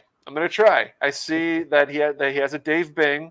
It was literally like it wasn't even on top of the display case or like in the display case presented. It was I had to dig through and find it. Right. Like, I figured, he has at 45. 40 is really not unreasonable. That's not even. That's just a yes from the dealer's perspective. Yeah, I mean, 95% I figured. My thought is this was buried. I'm like, all right, $40. I figured that would just be easy. But he's like, how about 42? And I'm like, oh, come on. I'm like, no, I'm good. So then I turned to Brian, and Brian kind of like laughed, and he was like, and Scott's saying that it was funny because he was there. And I turned to Scott, and like, we're about to leave, man. I need a Scott hug after that. That's hilarious. But I'm pretty certain that dealer will be at the National too. His inventory goes really deep. It's just unfortunate that he's very tough on pricing. I'm gonna offer if he's got that ruler. I'm gonna offer him $43.50. I'll walk you over to him personally. How about 40? How about $43.50? Yeah, man, I'll walk you over to him if he's there because he has a distinguishable. He wears something that's very distinguishable. So Okay. I won't mention it on here. Just but maybe he'll be there. Sammy, my favorite one of the rulers was Bob Rule. I mean, he was just made for that set, That's right. Bob Rule. Bob Rule, he was a decent player, right? Yes, he was a decent player. How many are in the set? I don't know off the top of my head. I don't know, like 20 maybe? 15, Okay. 20? Yeah. Yeah, Bob Rule, 17 points a game, 8 rebounds per game. But he didn't have a long career. That's because, what was it, probably injuries, I guess? I don't know enough about Bob Rule to understand what happened to him. Yeah, torn Achilles tendon. So, Here's one guy that I probably would put in the top 5. That now that I've been thinking about it for a while, Yeah, Connie Hawkins. Connie Hawkins. Yeah, probably the greatest playground basketball player ever. He won the MVP award in the New York City playground basketball. The thing that they did 1 year when he hadn't even played. What's the park that they always used to go to? Rucker Park. Rucker Park. That's it. Yeah. I live right near it. Really? Yeah. Didn't Bernard King used to play Bernard? You want to talk about an underrated player? Bernard King was an underrated player. Listen, Bernard King took the Pistons deep when he had the flu. Right. And that crazy game where Isaiah Thomas scored 16 points in 90 seconds. Right. Bernard King was a stud. Yeah, he was. That's my whole era. So my era of even college ball, the Big East in the mid '80s to early '80s, that was college ball at its finest. The Big East was just ridiculous with Mullins and Ewing all coming out of the East Coast. It was phenomenal. And Georgetown was big forever. I think I was just watching another live where they were talking about, it was Blue Rocks live and the Misfits when they were talking about, Morning and Mutombo and Ewing all coming out of Georgetown. I'm like, is Ewing still coach? He's still coaching at Georgetown? No, I think he got fired. No. He got fired, yeah. Yeah, he got fired. I think it was a mutual parting of the ways. Yeah, he had won like 7 games or something like that. They were awful. Yeah. Yeah, there's a whole thing with the New York Knicks with Charles Oakley came out and was talking about how Patrick Ewing was like, it's my way or the highway when it came to playing with him. I mean, it seems like, when you're the star player, you got to go with what they want to do. I mean, you watch Last Dance. I mean, Jordan was a pit bull. Well, that's what cracks me up. His best friend, Oakley's best friend, was Jordan. Mm-hmm. Oakley got traded to New York for Cartwright. Cartwright came to Chicago then. That was the trade. So, my way or the highway, you were dealing with the biggest, the me guy in the world. It was Michael Jordan.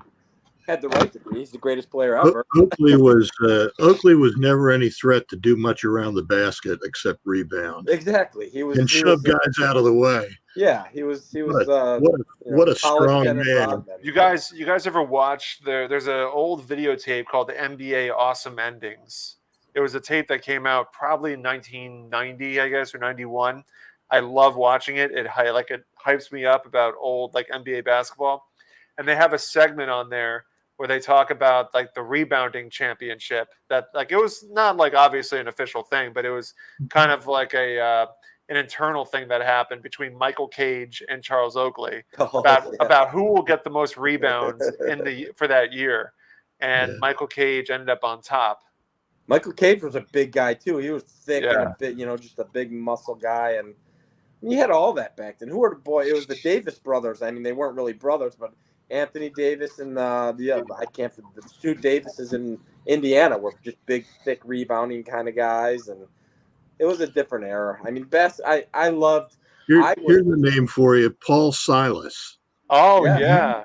Yeah, Yeah. Paul Silas. He was on the What Celtics. What an awesome rebounder he was. Coached the Suns in the finals against the Bulls. He was the coach, right? Is that correct, Silas? Yeah, he played for the. Oh no, Celtics. I'm thinking of Paul Westphal. Paul Westphal was. He played for Phoenix. He coached Phoenix. So Silas Silas, was the he didn't have Celtic. he didn't have the numbers, but he had the accolades. First team defensive player, second team defensive player, all-star, 3-time champion. I guess that was when he was with the Celtics, Yeah. and as well as the Supersonics. Mm-hmm. George Gervin. That's another underrated player. Oh, the Iceman. He's a very Yeah. underrated player. That's he was San Antonio. Yep. Yeah, Finished with the Bulls. His Yeah. last year was Michael's rookie year. He's in the 86 Flair set, I think, right? That's his last card? Yeah, as a Bull. Oh, that's right. Yeah. Well, and then actually I shouldn't say that. Then his last year, then he played with the Bulls for 2 or 3 years because Michael was a rookie in '84. So Yeah, Moses Malone. Moses Malone was fantastic. That's I think he's 76 up there. He's got to be up there in the top. Could you put him in the top 5? Well, centers. let me give you 2 numbers from was 61, 62 season. Wilt Chamberlain averaged 50.4 points per game and over 20 rebounds per game. And he didn't win Right. the MVP. You know, Yeah, could you put- those are insane numbers. Oscar didn't win. Wilt didn't Wilt had those numbers the same year that Oscar got the triple double, right? Yeah, Same year. Yeah. And Yeah, Bill yeah. Russell still won the MVP. Right. So, well, I mean, Russell got the ring. I know. But greatest- those numbers are so ridiculous. Greatest center, Sammy? I mean, no, you couldn't put. I mean, you got No, Shaq, I'm not saying greatest. I'm just saying like top 5. top 5. So you got obviously Wilt, Kareem, Russell. I would say Olajuwon, and then, or you could say Ewing, or you could say any of those guys. I would not put Ewing in the top 5. Not You even would put close. okay. I So would then put I would Shaq ahead put- of him. I put Moses ahead of Ewing. Mhm. You wouldn't put Moses ahead of Shaq, would you? No, probably not. Okay. No. So Shaq. I mean, So Shaq, Moses Wilt, was like Shaq Kareem, Jr. Russell. Incredibly strong guy. the thing about Moses is that we forget how good of a player he was. I mean, the guy won 2 or 3 MVPs, Yeah. multiple championships. I mean, the guy was a good player. Came out of high school. One of the first players to get to the NBA out of high school. Yeah. So he How was about Daryl three-time- Dawkins, I love Daryl Dawkins. Dr. Duncanstein. Yeah, Daryl Dawkins was the man. I So was a here's- huge Julius Erving fan. I think James Gilliam said that before Michael came around. Julius Erving was my favorite player. Oh yeah. So Moses about won only Robinson? one championship. What's that? David Robinson? Another one. Evan Yeah. Robertson. I think of Duncan more as a power forward than a center. I agree with that. Duncan is a power forward. I mean, I think he's listed as a power forward. There's been arguments that he was a center, but I think of him as a power forward. I think of him as the greatest power forward to play the game. Yeah, actually, when I rattle off my top 5, I'd actually probably put him in over Barkley. I think I had Barkley. I always, power forward. Who is it? Malone, Barkley, Malone, Duncan. Barkley, McHale. Yeah, Garnett. Duncan would probably be there. I think Duncan's the greatest one. Yeah. In that position. I mean, Malone is great, but Duncan. I know if you think about it, I know Duncan had Tony Parker, but Malone had John Stockton, who's definitely John Stockton is out of his mind, incredible. Absolutely. The guy leads in assists and steals, something that I don't think. I guess assists. I don't know if it can be broken or not. I don't know. In this NBA now, where everybody's bombing from 4 feet behind the 3-point line, point guards don't pass anymore. They do. They do. I think we're getting back into the game where triple double, or we're trying to get a triple double for the season, is popular again. I think Russell Westbrook really brought that back. Right, but besides him, who's dropping dimes? Like, what point guard do you look at? And they're all older. It's Westbrook. It's Chris Paul. Well, those guys are dropping dimes. I'd have to look. I mean, Luka does it. Luka was a guy that was. I think he averaged like 28 points, 8 assists, and 8 rebounds or something like that. But he's not a point guard. I mean, he's got a not the well-rounded typical game. point guard, but Like Trey Young, a point guard, he launches, right? I mean, he launches. Steph Curry launches. They're launching bombs. I'm looking this up. LeBron is like, you know. Oh, you looking up triple double stats? No, I'm just looking up like what the stats were this year in terms of. Yeah, I'm curious. Like even like Anthony Edwards, isn't he the point guard technically? Let's see. He ain't giving up the ball. He's taking it to the rack. So. Yeah, I'm looking at numbers here. And I'm looking at Duncan. So he played power forward for the first half of his career, and then once Robinson retired, then he started playing center. Yeah, so he played center for about the last 10 seasons. Okay. That's a fair argument then. What do you call him? Mookie said it. He called him a center. Yeah. Majority he played 19 years total. Yeah. He had 19 years total. You know, some of the guys that are not that were pretty effective as centers were not necessarily the biggest guys in the league. Wes Unseld played center almost exclusively in his career at what, 6'9", 6'8", something like that. Right. Well, Russell was much shorter than Wilt and could take care of business. Yeah, Wilt. You ever see pictures of Wilt in those short shorts? You know, I mean, he looks like he's all legs. Yep. I like he went to Kansas. He's a Kansas boy. University of Kansas. Rock chalk. Oh, Dave Cowan. He went to Overbrook High School. Mm-hmm. Dave Cowan. That's a good name. Who was it? Rudy Tomjanovich. Didn't he get punched in the face in the 70s? Yes, he did. I can't. Who hit him? I can't remember. I forget, but he got clocked. He got rocked, like broken jaw rocked. You know, I want to say his name was Washington.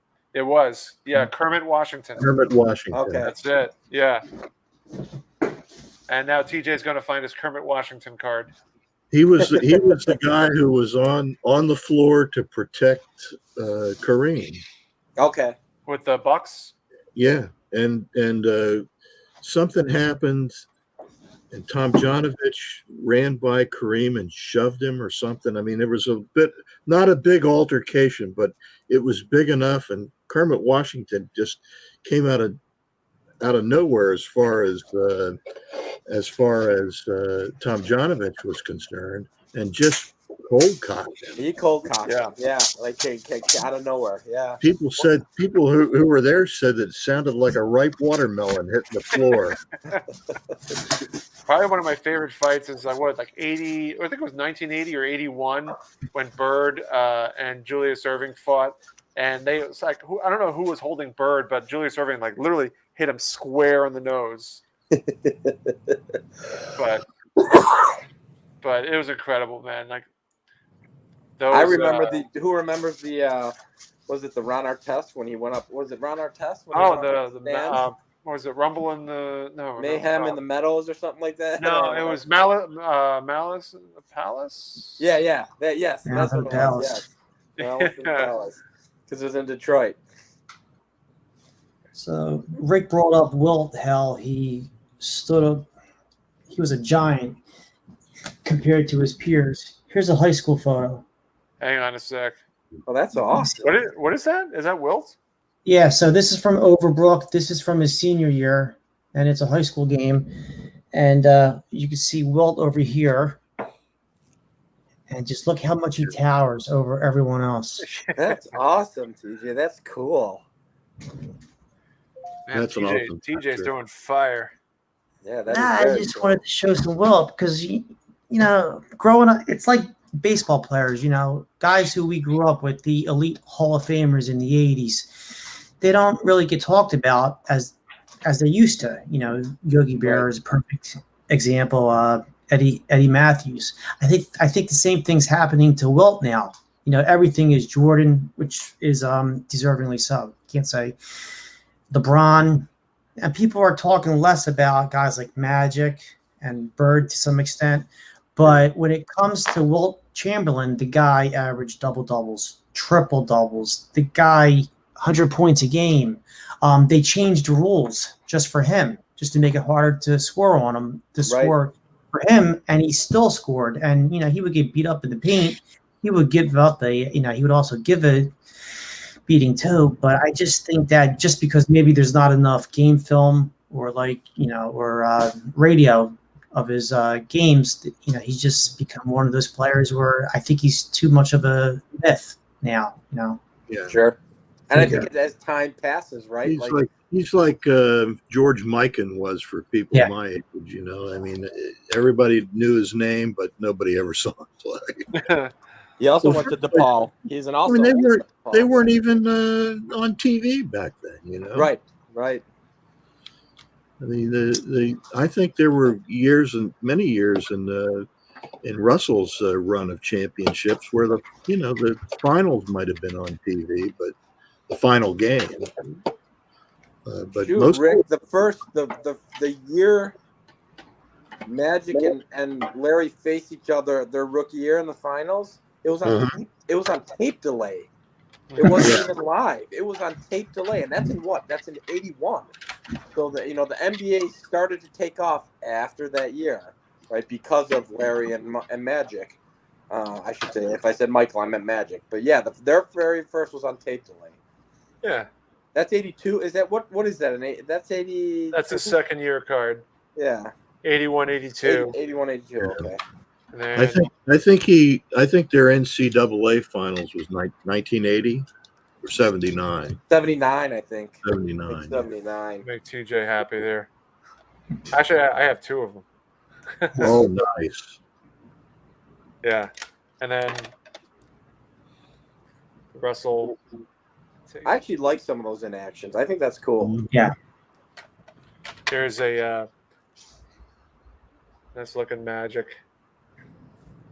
You ever gonna get the 3-panel with the Irving? Of course. Got it. I was getting right to that. The scoring leaders. Yeah. That's a great card. Yeah. This set was known for just being terribly off center, but Right. yep. I need to get it. Most of my basketball is the mass-produced era because that's when I watched and grew up. I have some vintage, but I need to get more into it. This is what got me back into the hobby. I've mentioned this story before. Awesome card. I got this in a Baltimore, like one of those like nostalgia shops that kind of operates. If you go on Google and or Google Maps and you type in like bookstore, because at the time I was trying to help my wife find a bookstore because she liked collecting like books from the 90s and like of interior design stuff. And so we went to this shop and I saw a cardboard box that had a bunch of basketball cards, and inside was this 81, 82. And so I picked this one up, I picked the Cream up, I picked the Magic up, and I walked up to the counter. And then, because these were just loose cards, like they weren't in top loaders or anything, they were just in a cardboard box. And I brought them up and I said, "How much are these?" And he goes, 25 cents a piece. Jesus. Wow. Done. So I was like, at the time, I mean, I was, I didn't, it's been a long time since I was collecting. So I was just like, oh, that's, pretty The cool. ROI on that gets you back into the hobby real quick when you looked it up. I kept this one. This is the good reminder of how I got back into this and how far along this has come. So, Right. yeah. But Larry Legend, man, Larry Legend.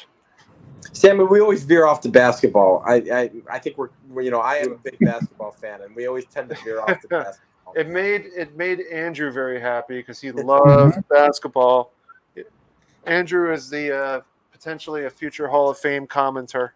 Oh, I thought he already was. He should be one. Oh yeah, but he's very See, here we go. So much basketball. What a great live stream. we can pivot back to baseball for a little bit more before we finish. Al's asking what is basketball. And Greg and Mookie are acting like fools. I'm just happy. So we talked modern baseball cards, and basketball. How many people are left? 3? Oh man, we have 31 people. Wow. Yeah, people are sticking around. They like us. They actually like us. How about a little football? Do we have any football fans in the chat room? Of course we do. I'm right? going to disappear now. Really? I don't You don't collect any but- football, Sammy? No. But you guys can show it. I mean, I don't care. I don't even know what I have. I just grabbed stuff. That's what I got. So when I said earlier I blew my national budget, 3 times this year. That's This great. was Yes. this was the second time. So this is Is that Super an Bowl autographed 3. Super Bowl? Is that an Yeah, autographed One Super Bowl? second, TJ, there you go. Yeah, Super Bowl 3. That's Namath awesome. signed it, Yeah. and with that, I got the Namath Oh, rookie. man. Oh, that's a big boy Right. card. That's a big boy card. Listen, even though I don't collect football, I can at least appreciate the look of these cards. That is that- Now, as an Eagles fan and an Eagles season ticket holder, it hurts to have this, but I don't know if Rick, if you feel the same, or anyone else on this live stream, but growing up in the 80s, Namath was the football card to own. Now, I never thought I would have one, but they talked about the 65 Namath more than the Jim Brown and the Bradshaw cards, and this was like the 52 tops Mickey Mantle of all football cards. Now, I don't know. I don't think that's still the case, and maybe it was just some. TJ, I think it is still the case. That's the big card, man.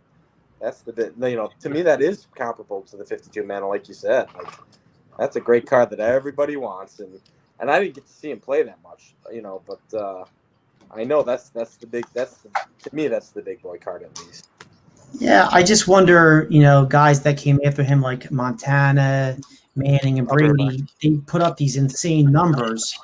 And we know Namath didn't put up those numbers for various reasons, injuries and the supporting staff. So maybe that kind of, pushed them off to the side a little bit. Different errors too, right? Throwing Different the ball a hell of a lot more. Yeah, completely. He was the first quarterback, I think, to throw for over 4,000 yards in his season. Namath was? I didn't know. Yeah.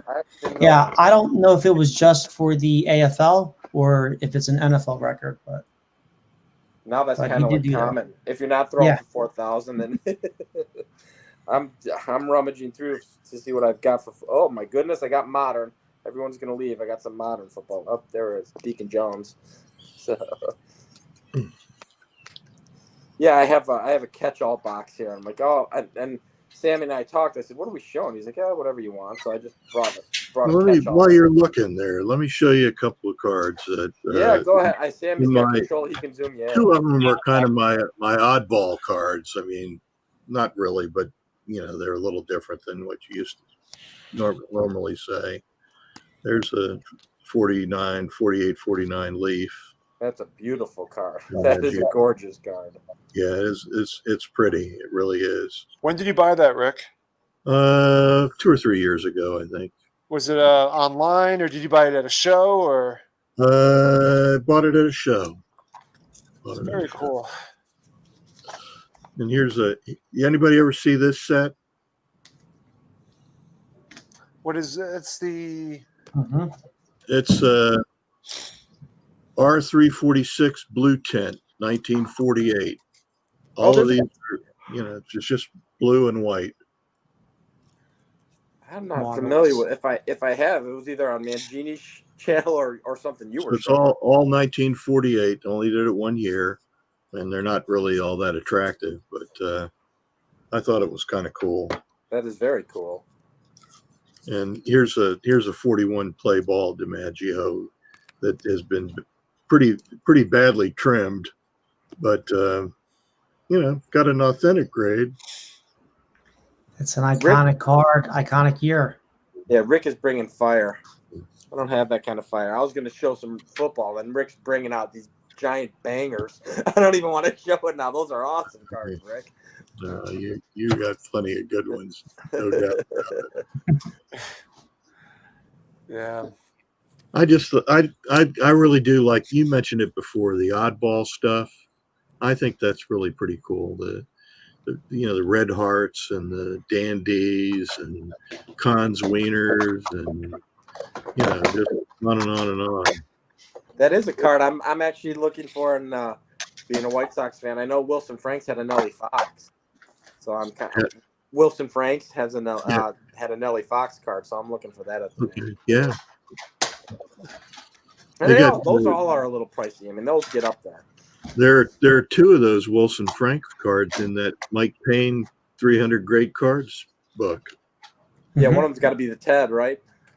Campanella. No, it's not. Really? It's the Campanella and the Hodges. Okay. Oh yeah. All right, Sam. Here we go. Football. I'm gonna rattle it off quickly. Yeah, there's Rick. He said that these blue tents came in a strip in a machine. I'll bring it back up. Put them out. Yeah. All right, there we go. Rapid fire. Butkus. Butkus. Oh no, go up there. There's Namath. Deacon Jones. This is my guy right here. Yeah, everybody loves a fat guy. I'm fat, so I love William Perry. The refrigerator. Yep, my favorite player, Richard Dent. Oh man, Rick's leaving. Are you guys bothered by the fact that they gave the refrigerator that touchdown instead of handing it off to Walter Payton? Everybody was upset about that, including me.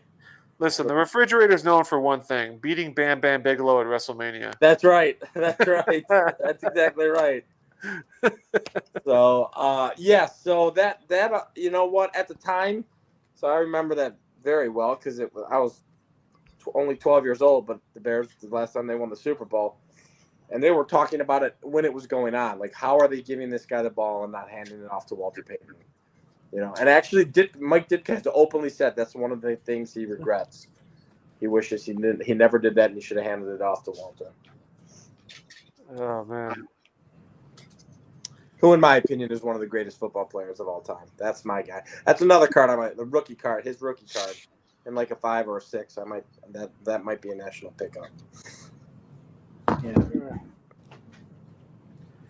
I just realized that the Milton Bradley Seaver, I think he has. Oh no, it's not the Seaver face. No. But it sort of looks like. Yeah, it kind of does. Isn't that from the Milton Bradley set? Yeah, this is from the game. 69. I think so. Yeah, I want to say it's probably 69. No, here's the. No, it's not the same. That's Yeah. the Seaver face. There's the Seaver face. That's the Seaver face. Can I show them this? I got this at a flea market for like $8 about a month ago. What is that? It's a 1950. Is it 52? 52. Let me get like a baseball digest with Stan Musial on the cover. And it's pretty beat up, a lot of creases and whatnot, but some pretty cool pictures in here. Ralph Kiner, Minnie Minoso, just some cool stuff. Allie Reynolds. I got this. What was that? What's that? Allie Reynolds and Minnie Minoso. So Nice. That's pretty Yeah. sweet looking. for $8, I'm like, I gotta grab that. So I picked this up recently for $2. Nice. right, Yeah. all that Sports- cool stuff. Sports Illustrated, Seaver. This was at one of the Garfield shows that I set up at, and I was like, I've been getting a little bit bigger into collecting magazines and programs and yearbooks. So I figured, what the hell? That's cool stuff. I like it. Yeah, I figured since Mookie's in the chat, I figured I'd express that one because I don't think I've shown that one. I know he'd like that. Oh, look at that. See that? How do you like this one? That I guy, like that guy, that pricey, Rick. I've looked at that actually. That's going up in price. That's This guy right here, that was my Uncle Bill, oh, really? William Taylor. That's awesome. What That's year is kinda that, Rick? 56, 56. Okay. June 18, 1956. So it's he's right in the middle of his greatest year. Right. Triple That's Crown the first Bear. cover mantle, right? Is that his first cover on SI? I think so. Yeah. it's amazing. It took 6 years or 5 years to make the cover. Well, then again, I think they started in 54, Started right? in 54. So. Yeah. So yeah, but 2 years. Wow. Yeah. But what's nice is the first issue with Matthews on it. You got a 54 tops mantle on like the That's right. centerfold, right? Oh, Yep. really? Yep. That's cool. I have a video on that magazine. He was a charter subscriber to Sports Illustrated. How long So- ago did you do it? I'll look at how long ago was the video, Rick? Oh, well, I mean, just within the last 18 months. I'm gonna go look it up. I'm gonna go check it out. Yeah. And the second issue also had cards in it and I think they were exclusively one of them was exclusively Yankees. Yes, exactly. The other one had other players in it from other teams. Okay. And they did it again in 55. They had a couple of Oh, I didn't issues know in that. 55 that were they're it's just paper though. I mean, it's Yeah. It's just not cardboard. Right. Right. But some people they actually cut them out and then they tried to have them graded too. Yeah. Just in, like slab. Yeah, that Would they may not grade? work. They wouldn't grade them, would they? Authentic. Yeah. Okay. Okay. I'm giving Mook a tough time because he just said that he was like a decent ball player. So I told him I was taking away his wrench. He was no Ed Kranepool. You guys are when I was driving back from Strongsville back to New York with Brian, he played me. So like obviously every city has its sports radio show, and like there was a guy that was, I can't remember which host it was, but Brian played it for me, and there was like a host on a radio show that was going off and saying like, what Mets superstar do we have like that is a lifer? I mean, we have David Wright, but like what Mets superstar hitter do we have that's homegrown that we can call our own? Like, yes, there's Seaver, yes, there's David Wright, but like the best hitter after that is Ed Kranepool. Ed Kranepool, and literally just went like this. Scott, like this, shot like a firecracker. We're talking about Ed Kranepool. That's all we have. Like you look at the Yankees, you got Mantle, you got DeMond, you got all like this, all these homegrown players. But we have Ed Kranepool. Oh God, I gotta find that. It was so funny. Like, How about this guy here? If you're a Mets fan. Yeah, let me switch you over here. Oh, there. Oh, that's a 3D. Swoboda. Mm-hmm. Yeah. Swoboda, Ron Swoboda. What is that? That's from the what set is that? That's a 68 Yeah, 3D. 3D. Yeah, That's 3D. cool, man. I saw you had behind you. Did you have the Clemente picture? Yeah. Yeah, I had it blown up. Yeah. I'm trying for that 68 set, so I need a few more. What are you looking for, Tony or TJ? What are you looking for at the? I mean, what's your go-to for the national? Well, now it's nothing. Something arrived today, which so I got the Namath and I got the ticket. So that blew that out. Then I sold more cards and I saved up a little bit, and went well until something came for sale that I've been wanting since 1988. So I showed these today. And so for those who, I'm 48, but if anyone reads Baseball Cards magazine, then So, this is exciting. This is exciting. So Reggie Jackson is my third favorite focus, I would say. So the 1977, well, in 76, Reggie played for Baltimore. He signed with the A's, traded him in January in 76. Held out. He only played 3/4 of the year because he couldn't come to he wanted Baltimore to pay him more. Then in 1994, it got the official name as the rarest Reggie. And then Oberman made a Sports Collectors Digest article about the same proof. So it was a progressive proof, and in 1989 they started coming to market more because Topps started to Topps had that Gurney's auction. So when it comes to progressive proofs, they're made in yellow, pink, and blue. They give them different names, and progressive proofs also have black and white. Then they start merging the colors, and they get to multicolor ones. So finally, you get to the one where it has all three major colors without any black font. So it doesn't have his name here. And then you finally get to the final proof, which is usually blank back.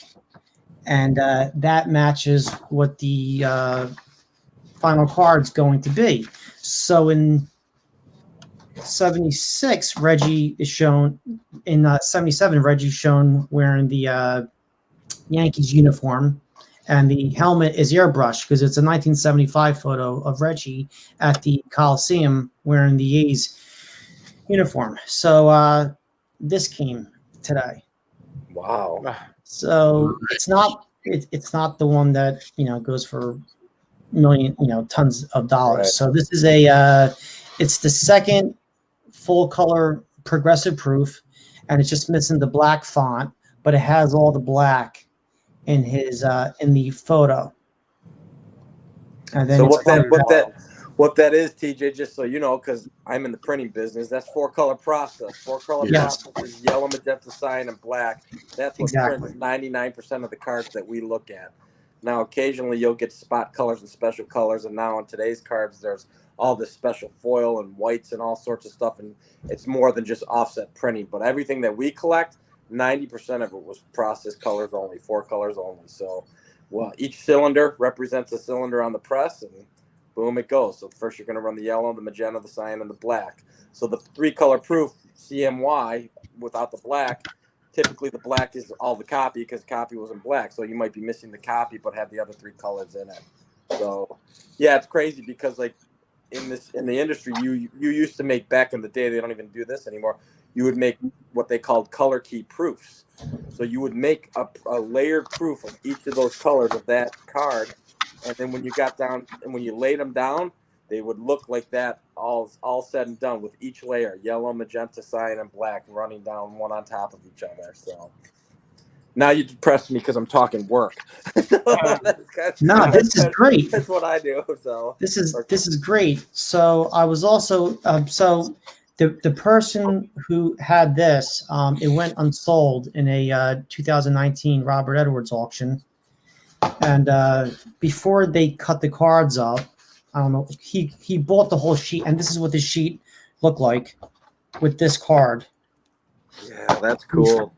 Before they had a professional printing service cut them up. Yeah, it was cut up down in Florida over near SGC's office, and SGC graded it. However, if you look up the cert, it doesn't. It's invalid, so they didn't enter the information into their website. Okay, so I'm guessing the sheet was a 30 by 40 sheet. You could see the color. There's called color squares or tone scales on the sides. That was all for registration when you print. All that stuff at the bottom is to get the registration in line and get the printing as good as you can when you're running it. That's cool stuff. And now I'm not talking printing anymore. So, that's why I love it, because like that's what I do. I look at, like, you'll look at proofs, you look at digital files, and you gotta be nitpicky. But when I buy my cards, like, centering isn't important to me. I'll even take off registration. I just want the card. So I'm opposite of what I do for a living, I guess, when I collect. This is awesome, Jason. Thank you. Mookie's like, this is like a how it's made episode. It's very true. Well, I think we've had a very. Oh, it looks like Rick was about to drop some more fire. No, I got some football cards here and a couple of basketball cards. I thought let's finish off on that. You guys know this guy? Mm-hmm. Let me bring you into the centerings. Rod Hundley. Is that Randy Hundley's dad? No. He was Jerry West before Jerry West.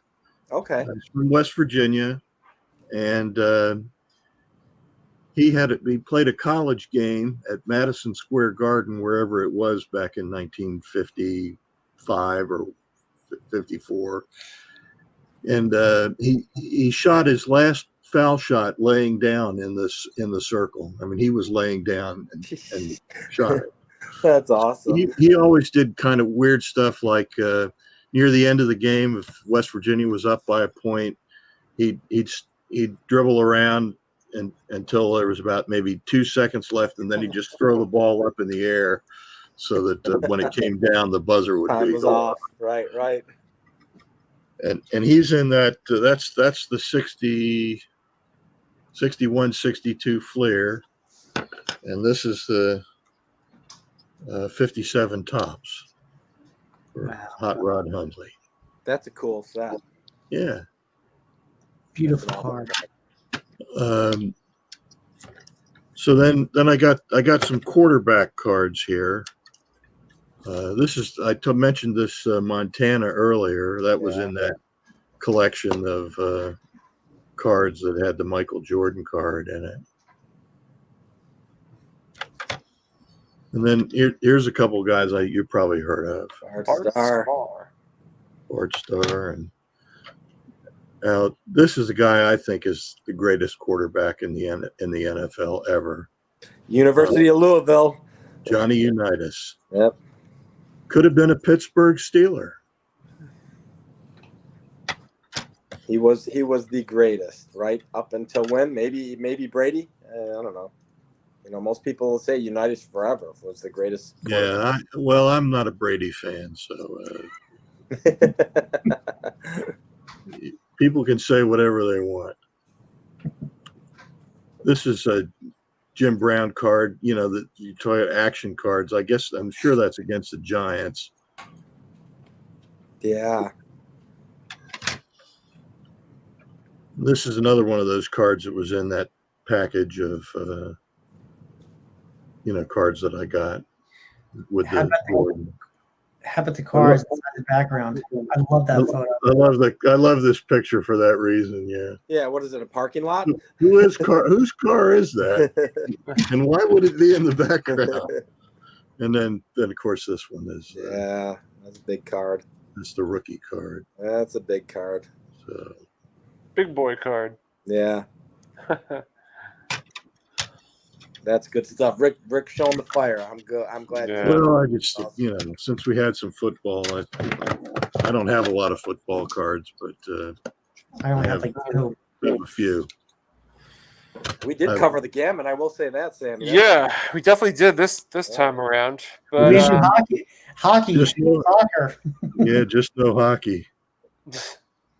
Yeah, next time. I've got some here, and I've got some golf. You'll keep Greg awake. Right. None of my golf is vintage. It's from like 2000 and the 80s. So. Gotcha.